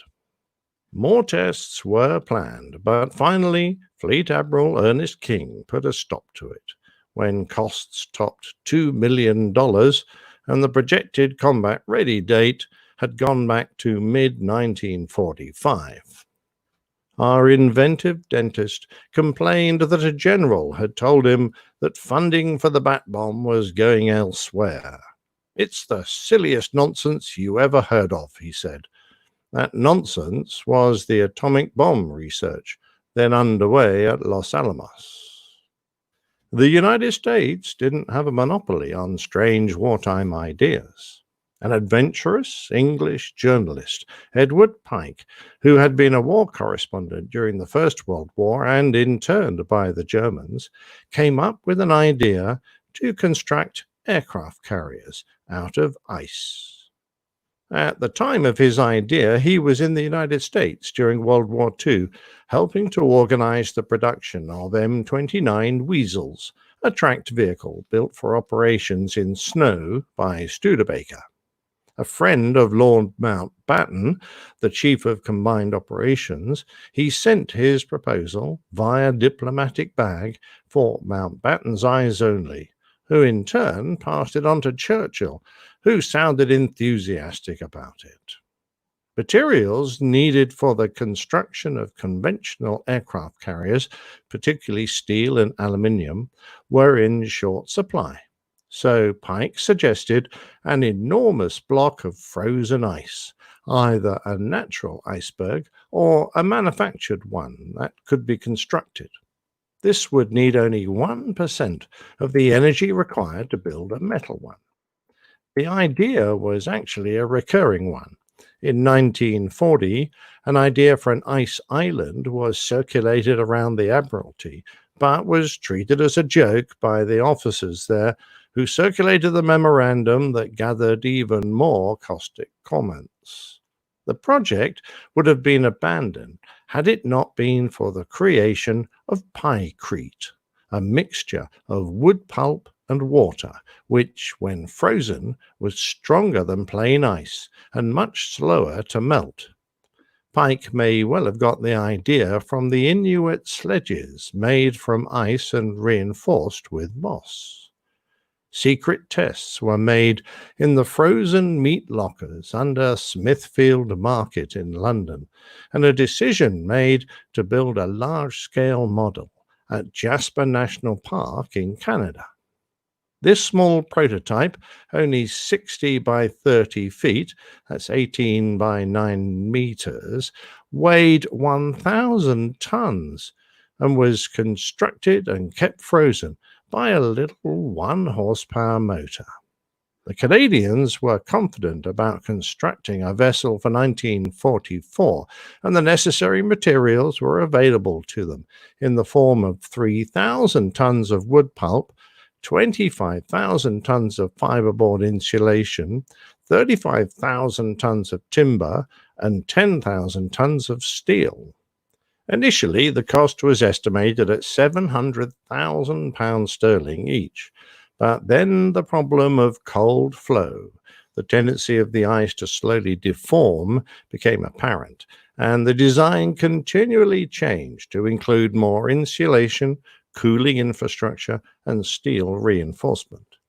With the cost estimates now approaching £2.5 million, the Navy insisting on a raft of additional requirements, projections for completed ships began to move far into the future. In addition, with the increase in resources needed, it became apparent that conventional carriers were going to be considerably cheaper. The project was shelved, but not before a demonstration was made of Pykrete strength at the 1943 Quebec Conference, with Churchill and Roosevelt observing. Lord Mountbatten entered the project meeting with 2 blocks and placed them on the ground. One was a normal ice block, and the other was Pykrete. He drew his service pistol and shot at the first block, which shattered and splintered. Next, he fired at the Pykrete to give an idea of the strength and resistance of the material. The bullet ricocheted off the block and buzzed around their legs like an angry bee, grazing the trousers of Admiral King and finally ending up embedded in the wall. Perhaps animals were the answer after all. Not bats this time, but the aforementioned pigeons. Project Pigeon used the bat bomb. No, not that bat bomb, the anti-shipping missile N2 BAT. The missile was basically a small glider with wings and tail surfaces with a warhead built into the center. Dropped by a bomber, it would glide into a fleet and hopefully sink enemy ships. The biggest problem was guidance. Worry not. Trained through associative learning processes, between 1 and 3 pigeons would be stationed in front of lenses mounted in the nose of the glider. The birds were trained to recognize a target, and so long as it remained in the center of their windows, they didn't have to do anything. If it moved to one side, however, they would peck at the edges of their screens, which then activated the flying controls to bring the target back into the center, keeping the missile on course. The inventor, animal behaviorist Burris Skinner, was given $25,000 by the National Defense Research Committee to develop his ideas. Despite finding pigeon-guided missiles both eccentric and impractical. Skinner, who had some success with the training, complained that the problem was that no one would take him seriously, and it was cancelled in 1944. However, some ideas never die, and it was revived by the Navy in 1948 as Project Orcon. Although Orcon lingered on for several years, with a coup of relief, the pigeons were superseded by electronic guidance systems in 1953. There were plenty of other dubious weapon ideas out there, including the Fugo hydrogen balloon bombs, launched by the Japanese as the very first intercontinental weapons. 9,300 of these firebombs were launched to float across the Pacific at altitudes above 30,000 feet in the prevailing winter jet streams.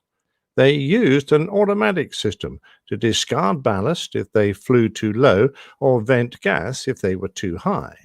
After 3 days of flight, it was estimated that they would be over the United States, and a timer released the weapon, either a high explosive or an incendiary bomb. The balloon would then self-destruct. There was also a plan suggested to use these balloons to deploy biological weapons such as anthrax, but the Emperor Hirohito would not allow such use. Out of the thousands deployed, they caused only 6 deaths, all from inquisitive people who found balloons which had malfunctioned and landed, fiddling with them until they exploded. A final weapon worth mentioning was the Nazi Sun Gun. In World War II, a group of German scientists had the idea of creating a superweapon that could burn entire cities or boil an ocean. All they had to do was launch a huge reflector made of metallic sodium with an area of over 3 square miles, that's around 9 square kilometers, and use it to focus the heat of the sun onto their enemies. After being questioned by American officers at the end of the war, the Germans claimed that had the war only lasted another 50 or 100 years, they would undoubtedly have been able to win.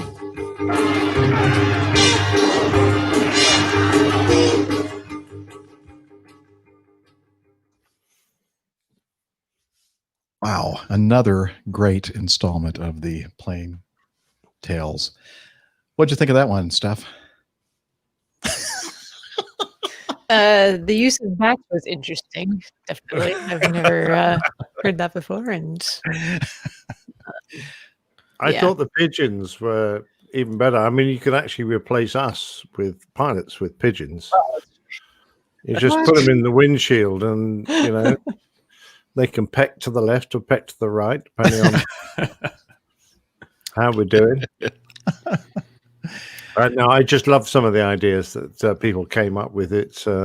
Some of them were obviously ludicrous, but of course, some of them turned out to be fantastic. And we just have to look at radar, which was really poo-pooed by a lot of the hierarchy in the military, and it proved to be very hard to develop a system that actually worked. The inventor had to work extremely hard to get his ideas accepted. Of course, it turned out to be a fantastic boon to the military in the end. But when it was first proposed and all the trials were attempted, it was a real uphill push for them. But they got it through in the end. They made it work. But others, not quite so sensible. Hey, Nick, one of my favorite things to do over there in the UK was to fly out towards Orford Ness near Lowestoft. Wasn't that one of the first radar sites? It was at... It may well be. I'm not familiar with it, but was it one of the chain sites? I believe so, yeah. But if you go out there, and you can still see the buildings and the elephant cage, and a lot of the structures are still standing from one of the first radar sites. Yeah, excuse me. Been eating peanuts. The chain was amazing, but they had enormous aerials that they required, and they literally linked all the way around the south coast. And it's amazing that Germany didn't pay more attention to them and try and knock them out more frequently. But remarkable invention.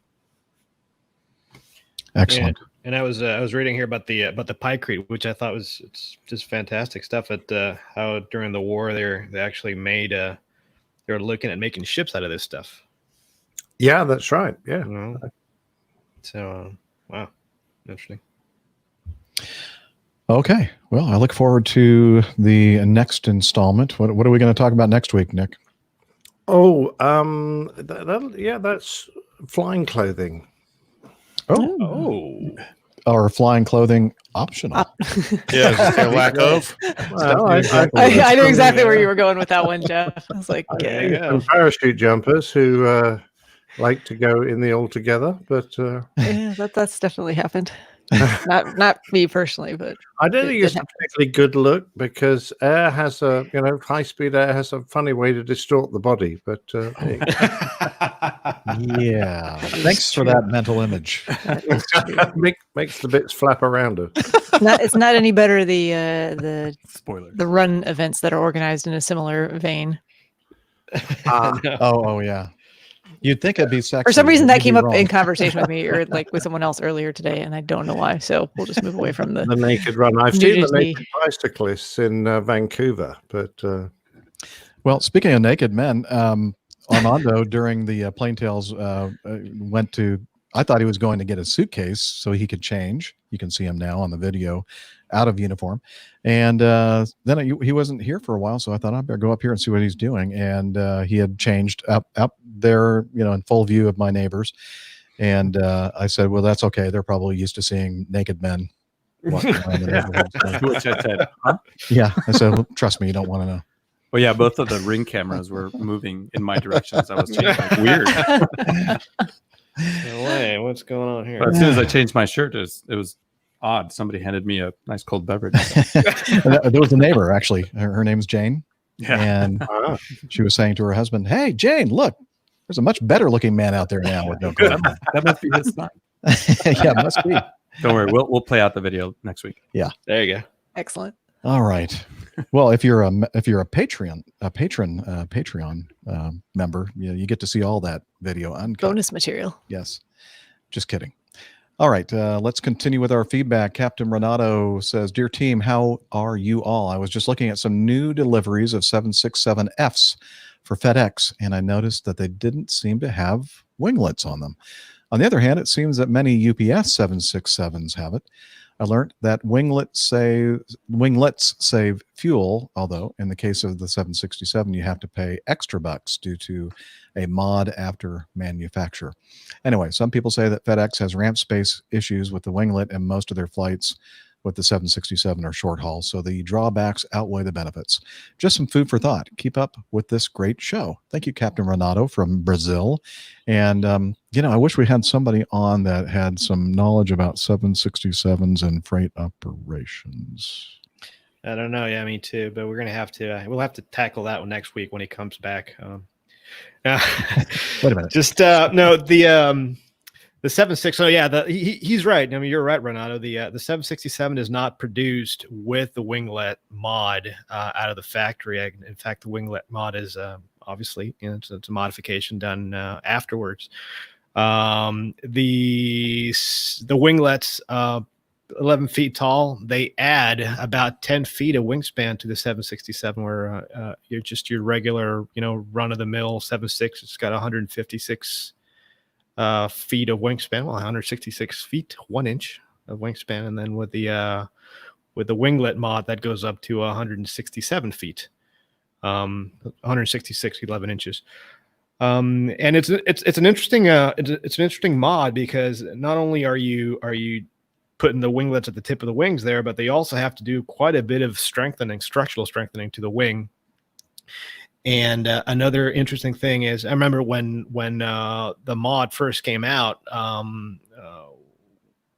Land Chile at the time, who we used to fly for before, was one of the first airlines to actually have this mod done to their aircraft.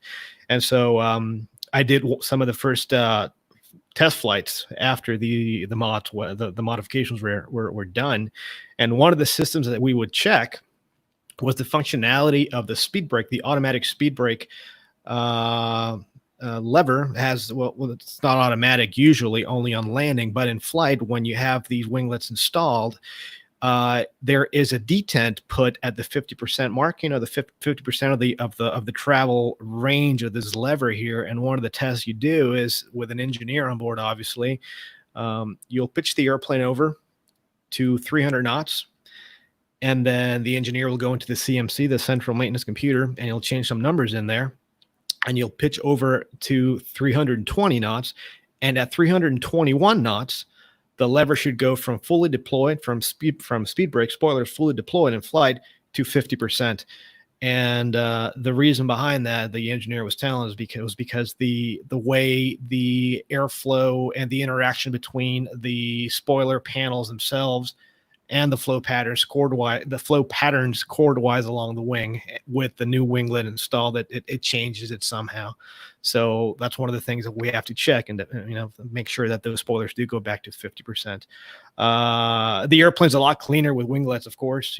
By that I mean it's a lot sleeker. It takes a lot more to decelerate, and the landing's a little tricky at first when you're not used to it, because the wing is so clean that you tend to linger in ground effect a little bit longer if you allow it. So you kind of have to be a bit more, I guess, try to land the airplane more positively than you would with an airplane without winglets. But it's a great mod. It saves a lot of fuel, and I think that most 7.6s are going towards having those winglets installed. In fact, a few of ours have left not so long ago to have that very mod done on them. So it saves a lot of money. I've told the story here on the show before. Back in the 90s. Yeah, we at Acme had 4 of our 727s modified with winglets, and no other 727 had ever had as far as I know, had that modification. And it was kind of fun because we fly into places, and like Rick with the Dreamlifter, it would create a lot of attention, and they'd ask about, hey, well, I've never seen the winglets on that. How does that work? How does it fly? Blah, blah, blah. So you kind of felt like a minor celebrity when you're coming in with the winglets. Well, I think they ended up making it like 5% more fuel efficient, which was significant. But the airline decided to take them off when Boeing said, hey, we noticed that you have these winglets on your 727s, and we didn't put them on your airplane. And we just wanted to let you know that if you keep them on, it's going to invalidate the warranty. So really, they came off. Meaners. Yeah, so we ended up, because it was a third party or third whatever company that I guess maybe just not a Alsan, I think. Specifically authorized. I mean, No. to have, well, oh yeah, I mean, but to make a modification of that kind, you need what's called a supplemental type certificate. Yeah, sure. And you need to there's a testing program to it. There's a validation program to it, and there's you can't just slap winglets because it makes it look like it goes faster. So it's quite a lengthy process, and it does, of course. I mean, it makes it look cooler too. But yeah, but there, it's quite the lengthy process. It's not like let's. I'm not sure what all the details were. If they didn't have it seems to me that they must have had a supplemental certificate. Oh, you have to. You have to. Absolutely. Yeah. So I don't know. I just wonder what the discord there was between Boeing and whoever was doing the modification and got there was probably more to it than we. Yeah, it sounds. Yeah. A little politicky, maybe. But it was kind of fun, though. Yeah, it was the only airplane that I've flown, I think. Yeah, the only airplane I've flown that had winglets on it. And probably will be the only one I ever fly with. Who knows? Never say never. Never say never. Yeah. Mm-mm. So, well, thank you, Renato, for the question about the 767 winglets. And thank you, Rick, for answering it very competently. Let's keep moving on here. We're running out of time. Mitchell says, hey, guys and gal, I'm in a bit of a weird situation. I'm wondering if any of y'all had a similar experience. I'm a former E-175 captain at a regional airline. I finally landed my dream job with an airline based in Fort Lauderdale that flies yellow airplanes. Yes, very bright yellow airplanes. Mm-hmm. I spent 2.5 months in training. Then all this COVID stuff happened. Wah, wah, wah, wah. And my last month at the regional, I burned all my sick time, and basically I had the last month off. I've been out of training at my new airline for over a month now, and I and that's been probably about a month and a half now. And am awaiting IOE. I'm wondering, how can I stay fresh? I haven't flown a jet since February. I've been trying to stay current with flows on the paper chart, but it's not the same. In the meantime, I've been fortunate enough to snag another job in the field that I majored in college. Any input is appreciated. And again, this is Mitchell. And as far as staying fresh, I would direct your question to Hillel, because he's the one that knows all about staying fresh, because it seems like he's always in the shower. But maybe, but bam, come on. Yeah. It was. Give me some love. I liked. There we go. Thank you. I liked it. Yeah, I laughed. I think I had myself on mute, but I laughed. Sure you did. Sorry. It's on the recorded track. You should go back and listen. Okay. Mitch, I mean, what I would do is probably since you converted from an E175 to an Airbus product, I would probably go back and, if you have access to it, go back through the systems school if you can. I know when I was preparing to do the oral on the 7.6 a little while ago, I went on YouTube and looked up systems, breakdown of the systems on the 7.6, and actually a lot of that system stuff that you get on the company provided curriculum is on YouTube, albeit a little dated, the one that I went through. So if you want to keep, just keep a little sharp on systems, I would do that. But as far as the flying is concerned, I don't know, man. I mean, I'm sure that the airline's not going to let you go non-current. So I'm sure you're going to have to go to the box at some point and make sure that you do your 3 takeoffs and landings, make sure that you don't go non-current. So you can indeed, in fact, go to IOE, initial operating experience. Yeah, that's kind of what I would do. It's tough, isn't it? Sorry, Danny, go ahead. No, go right ahead. I was just going to say that, despite the fact that it seems a bit noddy, a decent flight simulation system, whether you buy one that is cheap and cheerful or one that's really sophisticated, can replicate a lot of the aircraft systems and emergencies. And you can do it at home on your PC. And I know in the early days on the Airbus, particularly when I was coming up with a simulator session, and I knew we were going to be doing particular approaches into a particular airport, I used to use Microsoft Flight Sim and practice those approaches using the real plates, and just to get myself familiar again with the instrumentation, how it all worked, the selections to make, where it worked.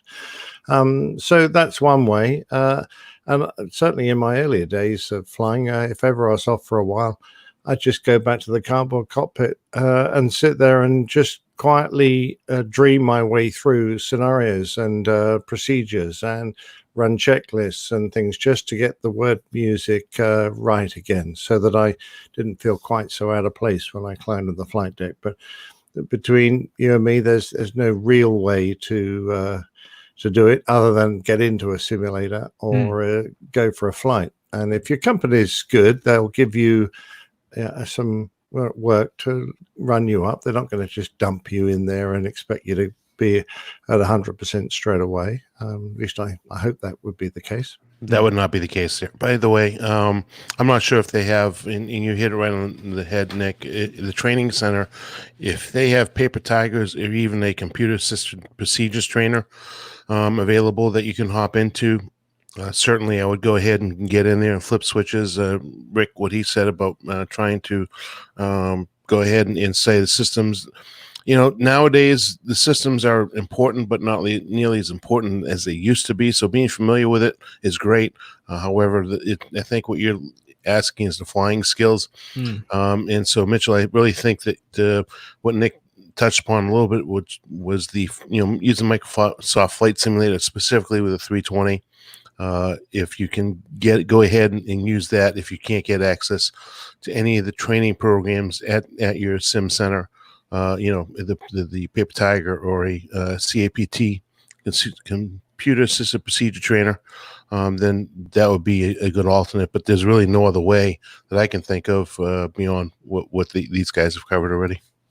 Mm-hmm. Yeah, and that's coming from the training world. I mean, that's what was my specialty was, and we always allowed the students to come in and use Paper Tiger and the procedures trainers whenever they wanted to.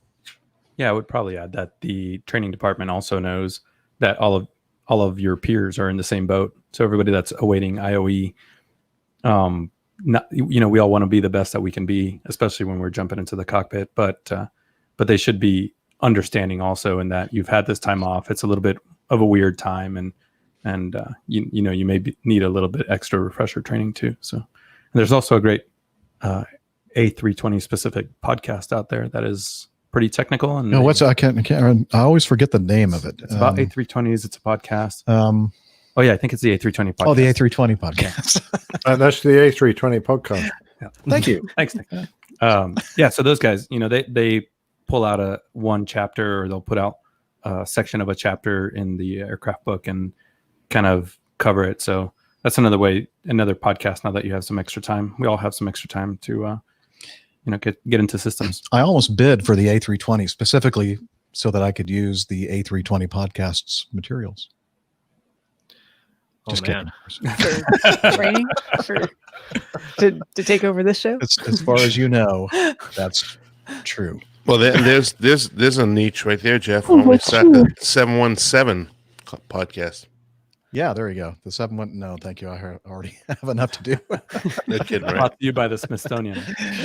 Yeah, that's only you can only get that on Betamax. Shut up. All right. Let's see. How much more time do we have left? Not much. It's like 10 minutes. Oh, shoot. I can't believe this. I know. Every time we run out of time. Look at all these things she has. I've had like a beer and a half. I could take a stab at answering the gravity question again, too. Oh, okay. Let's see. If you wanted to get technical. Which messy. That was number 16. Yeah. Okay, go ahead. Take it. Yeah, this is from Stan. He said, physicist Jeff had a very interesting explanation of centrifugal force, rocket launches, normal force, and weight on different planets. But I am no closer to understanding the essence of what causes gravity. And that was a pretty technical video that we watched from the physicist. But I'm going to explain like the simplest way that I learned it, because I really don't know that we touched on it a whole bunch, and I forget exactly what the initial question was, but I guess it's just really what is it that causes gravity. So there's two guys I'm thinking of from history. One is Einstein, and the other one is a little bit further back, Newton. And Einstein, the way he describes it is, you put together time and space, and you think of it as like a fabric, and as things move through it, it changes how that fabric. It's like if you had a sheet stretched out and you put a ball on top of it, it's going to push down on it, right? So if you have two objects together, they can pull each other closer into that fabric. That's a little bit conceptual and hard to figure out. But basically what it comes down to is mass, right? Armando's laughing at me, I think. So you get two objects that have any weight to it, any mass to it, and they're going to exert a force on each other because of all that stuff that Einstein talked about. But you can kind of put that aside for a moment. But the larger the object is, the more it's going to have a pull on a smaller object. So that's why things that are enormous, so planets, other celestial bodies, stars, our sun, can exert a force strong enough to hold things to it or attract things to it such that things will stay in its orbit. If you think of smaller things, so like a person or like any object I have here on my desk, yeah, there's a gravitational pull that comes from those things, but it's so tiny, you can almost consider it to be negligible. And I think that's the best way I've ever understood gravity. So there's all kinds of equations too, if you wanted to get into that, but that really wasn't his question. I think Armando's probably feeling a little bit of a gravitational increase in pull. That's magnetic, actually, I think. Because of my mass, I create a much larger. Yeah, there's a larger body to my left. So does that mean if I spin clockwise, should I go away from Jeff or will I get closer to Jeff? Well, it depends what hemisphere you're in. So exactly. Right, yeah. Exactly. You wise guys. So I don't know. Anyway, shouldn't one of you been spinning at least? Yes, Steph, I'm sorry. Listening to that, I was actually similarly confused by everything that physicist Jeff said, even though he got into some pretty technical stuff, because that wasn't really my basic understanding of gravity. But having not, cracked a book on physics stuff in a long time, I think wanted these to physicists do that on purpose, just to kind of keep them confuse us above, where we are way down here. I bet our friend Stefan up in Syracuse would be able to explain this and make it clear as day, because he's so well, what's the word I want to use? Eloquent Versed. in his He's words. eloquent? He's very, very well versed in it all. Obviously, it's what his specialty is, but he's eloquent with his words and easy to explain things. And that's what I found out about him when I was met with him in Syracuse. So, Dana, I love you, man. Perfect segue into item 11. APG crew, thank you for mentioning the turbo encabulator on your show. For a number of years now, work has been proceeding in order to bring perfection to the crudely conceived idea of a transmission that would not only supply... Anyway, that's what the guy's talking about, the turbo encabulator. He said, I can't believe I haven't come across this amazing device. Apparently already invented in the 1940s. It completely revolutionizes our gravimetric detectors by eliminating transverse de-inductance and thus magnetometric libations. Obviously, this boosts the magnetoreluctance and capacitive detractance in the arms. As a result, it has the potential to scale up the detector's gravimagnetic range proportionally to the inversive current in the unilateral phase detractors. I decided to install this encabulator as soon as possible, and thus just bought my first post-COVID Acme airline ticket to the observatory. Best, Stefan. So, wow. That was just perfect that you happened to mention Stefan up there at Syracuse, who is also a professor, doctor of physics. And he says, P.S. Keep up the show, and don't take this email too seriously. What do you mean? We're taking it seriously. About the only true statement in here is about the first post-COVID Acme airline ticket. And then again, even Acme is a fake name. Cheers. Well, I'm just glad that you read that and not me, because that would that was a tongue twister. I wish I had pre-read this, because as I started reading it, I realized that I probably should have looked at it before I just started doing it. No, that was good. I don't know if it was I find looking at something when I'm trying to read it is pretty good idea. Yeah, it is. I tend to read better that way when I'm actually looking at it. Very sensible, Jeff. Well, a sensible person. Simple and sensible. No matter what I do, doesn't matter. I always sound like an idiot. No, you don't. That is not true. Hey, so are we? I think we're pretty much at the end, aren't we? Darn it. We're pretty close. Yeah. All this great feedback that we didn't get to. Again, our producer director Liz in Toronto in the control room. She's always very, very optimistic, but. I'm glad that we were able to cover what we did. And of course, that when we don't cover it on this show, we move it to the next. So we look forward to covering all this great stuff. And if you want to send us some more and, just add on to the big pile, send it over to feedback@airlinepilotguy.com. And if you want to learn more about the show, you can go to our website, airlinepilotguy.com. And we're also on the social medias. We are. You can head over to twitter.com. We are at APG Crew. You can use that same handle on Instagram. Twitter is probably a great place to find out about when we'll be recording the show live, or if we make kind of last minute changes like we did yesterday. I appreciate you all moving over a day to join us today. And you can also find us facebook.com/airline pilot guy. Please join the community there. We'll see you on the social medias. All right. Armando, I know you use the restroom facilities here in the studio level of the APG HQ building. Did you see Hillel in there? Do you know if he's anywhere around? Oh, I just heard a voice, so I wasn't going to go near it. All right, let me turn up the volume of the hidden microphone there. Okay.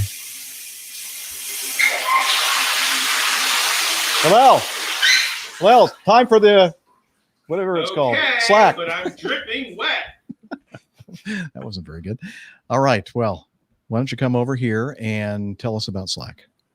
APG listeners, please join us on our Slack team. Slack is a communication, coordination, and sharing platform that works on your mobile, laptop, or browser. On Slack, we share news and ideas. We suggest episode and Plain Tales topics. We plan events and meetups. To get into the Slack team, please email me at slack@airlinepilotguy.com. That's SLACK Sierra Lima Alpha Charlie Kilo at airlinepilotguy.com, or send me a tweet with your preferred email address to @Hillel, and I'll send you an invitation. That's Hillel, spelled Hotel India 11 Echo 1, and see you in Slack. Thanks, Hillel. Now you can head back to your favorite place. Woohoo! Free soap! I'm excited about that soap. It's the little things. You notice your soap supplies dwindling in your house? Yeah, I did They're notice that, actually. Yeah, it's stealing it. Well, it's Watch out for your toilet worthwhile. paper now, too. No. Yeah. Use that soap in the COVID environment. Yes, good point. All right. Well, with that, I think it's now time for us to end the show. Thanks again for everybody that has joined us in our live chat room. We do appreciate you. We love you. We love all of you who are listening to our show, participate in it, or just listen to it. And especially our financial supporters, our patrons, and our Coffee Fund Cadre Coffee Bar Club folks. Thank you very much for your support. And we should not forget to mention our control room producer, director in Toronto, Liz Piper. A big round of applause for Liz. Thank you very much. Bravo, And Liz. until next time, wishing you all clear skies, unlimited visibility, and tailwinds. Take care, and God bless. Cheers, y'all. See you next week. Cheers, everybody. Take care of yourselves and take care of others. Bye-bye. So long. It's a take. Nice. So what are we taking? Whatever you can. The soap, all the things. Yeah, exactly. The soap. Not much soap left. All right, boys. Let's take some pictures. Not after Hillel. That's good. Well done, guys. Reference. Yeah. All Thank you for getting that. I was hoping You're welcome. someone would. It was for Jeff, really, but he missed it I'm entirely. sorry. It completely went over my head. What did she say? Yeah, I said, let's take some pictures, boys. And they start taking the pictures off the wall and airplane. The reporters. What is it? Oh, it's like a big Tylenol with wheels on it. Big and red. Pretty. And white and... Take some pictures. I'd forgotten about that scene. Oh, that's good. I need to watch that again. It's been There's a an while. airplane reference for everything. I know. That's so nice. And I still need to watch 0 Hour to see Oh my gosh, you do. As I was importing everything onto this new computer, it popped up in like my iMovies because I purchased it at some point for like $3 or whatever it cost. So I just watched the last 15 minutes of it or something. Oh my gosh. It's great. Have you seen 0 Hour? I haven't. Yeah. There's a YouTube video where somebody has kind of taken like a side-by-side kind of thing. Comparison of the two. Yeah. Mhm. But I haven't sat down to watch the entire movie. I mean, you really don't need to. You can just watch 0 Hour, and if you know Airplane, you'll. Yeah. Yeah. Cool. I love all those old movies like Airport Yeah. 77. Oh yeah. It's all real too. It's real flying Yeah. scenes. Well, I guess it's now time for us to bid adieu to our wonderful chat room folks. And do we need to query them as far as ideas for episode titles, or do you think we have a pretty good idea? I've no idea. I have no idea either. Although Armando did jot down some. Tukes and toboggans. Yeah. Tacos, tukes, and toboggans. Ooh, tacos, tukes, and toboggans. What the hell? That'd be nice and easy. Green Earth. Nick.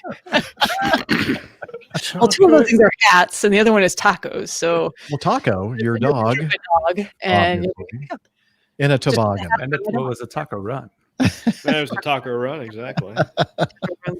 Which sadly is going away because they're shutting down the Huntsville base. Oh, really? Yeah.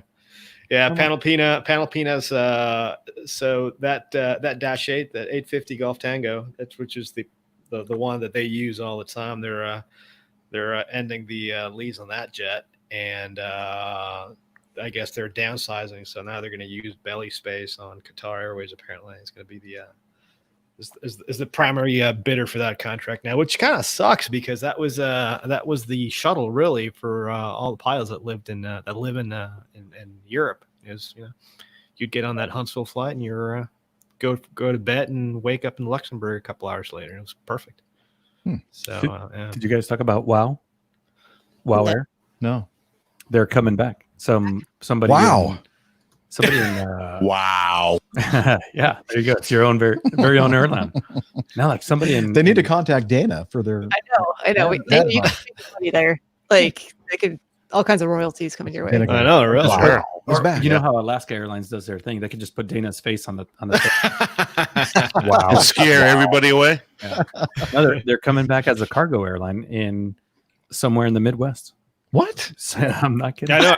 I read about that. Yeah, I read about that. In the Midwest, aren't they based in Iceland? I think it was, they bought the certificate and all that. Oh, so that's not really WoW. It's just somebody using their certificate. Which is interesting. I mean, how can you buy a Icelandic certificate and run it out of like Springfield, Mass, or something like that? I don't know. Are they going to be November registered or? I think so. Really? So, the cool thing about the cool thing about WoW is if you turn it upside down, mom. So it'd be a great surprise on Mother's Day to It would. roll an Airbus upside down. Which you can probably do once. Maybe. I just left it here in your backyard. You can't move it now. Sorry.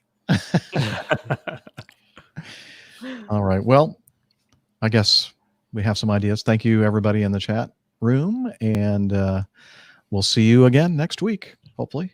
Yes, we will. All right, here we go. We're going to end. Bye-bye, everybody. Bye-bye. Oh, Bye.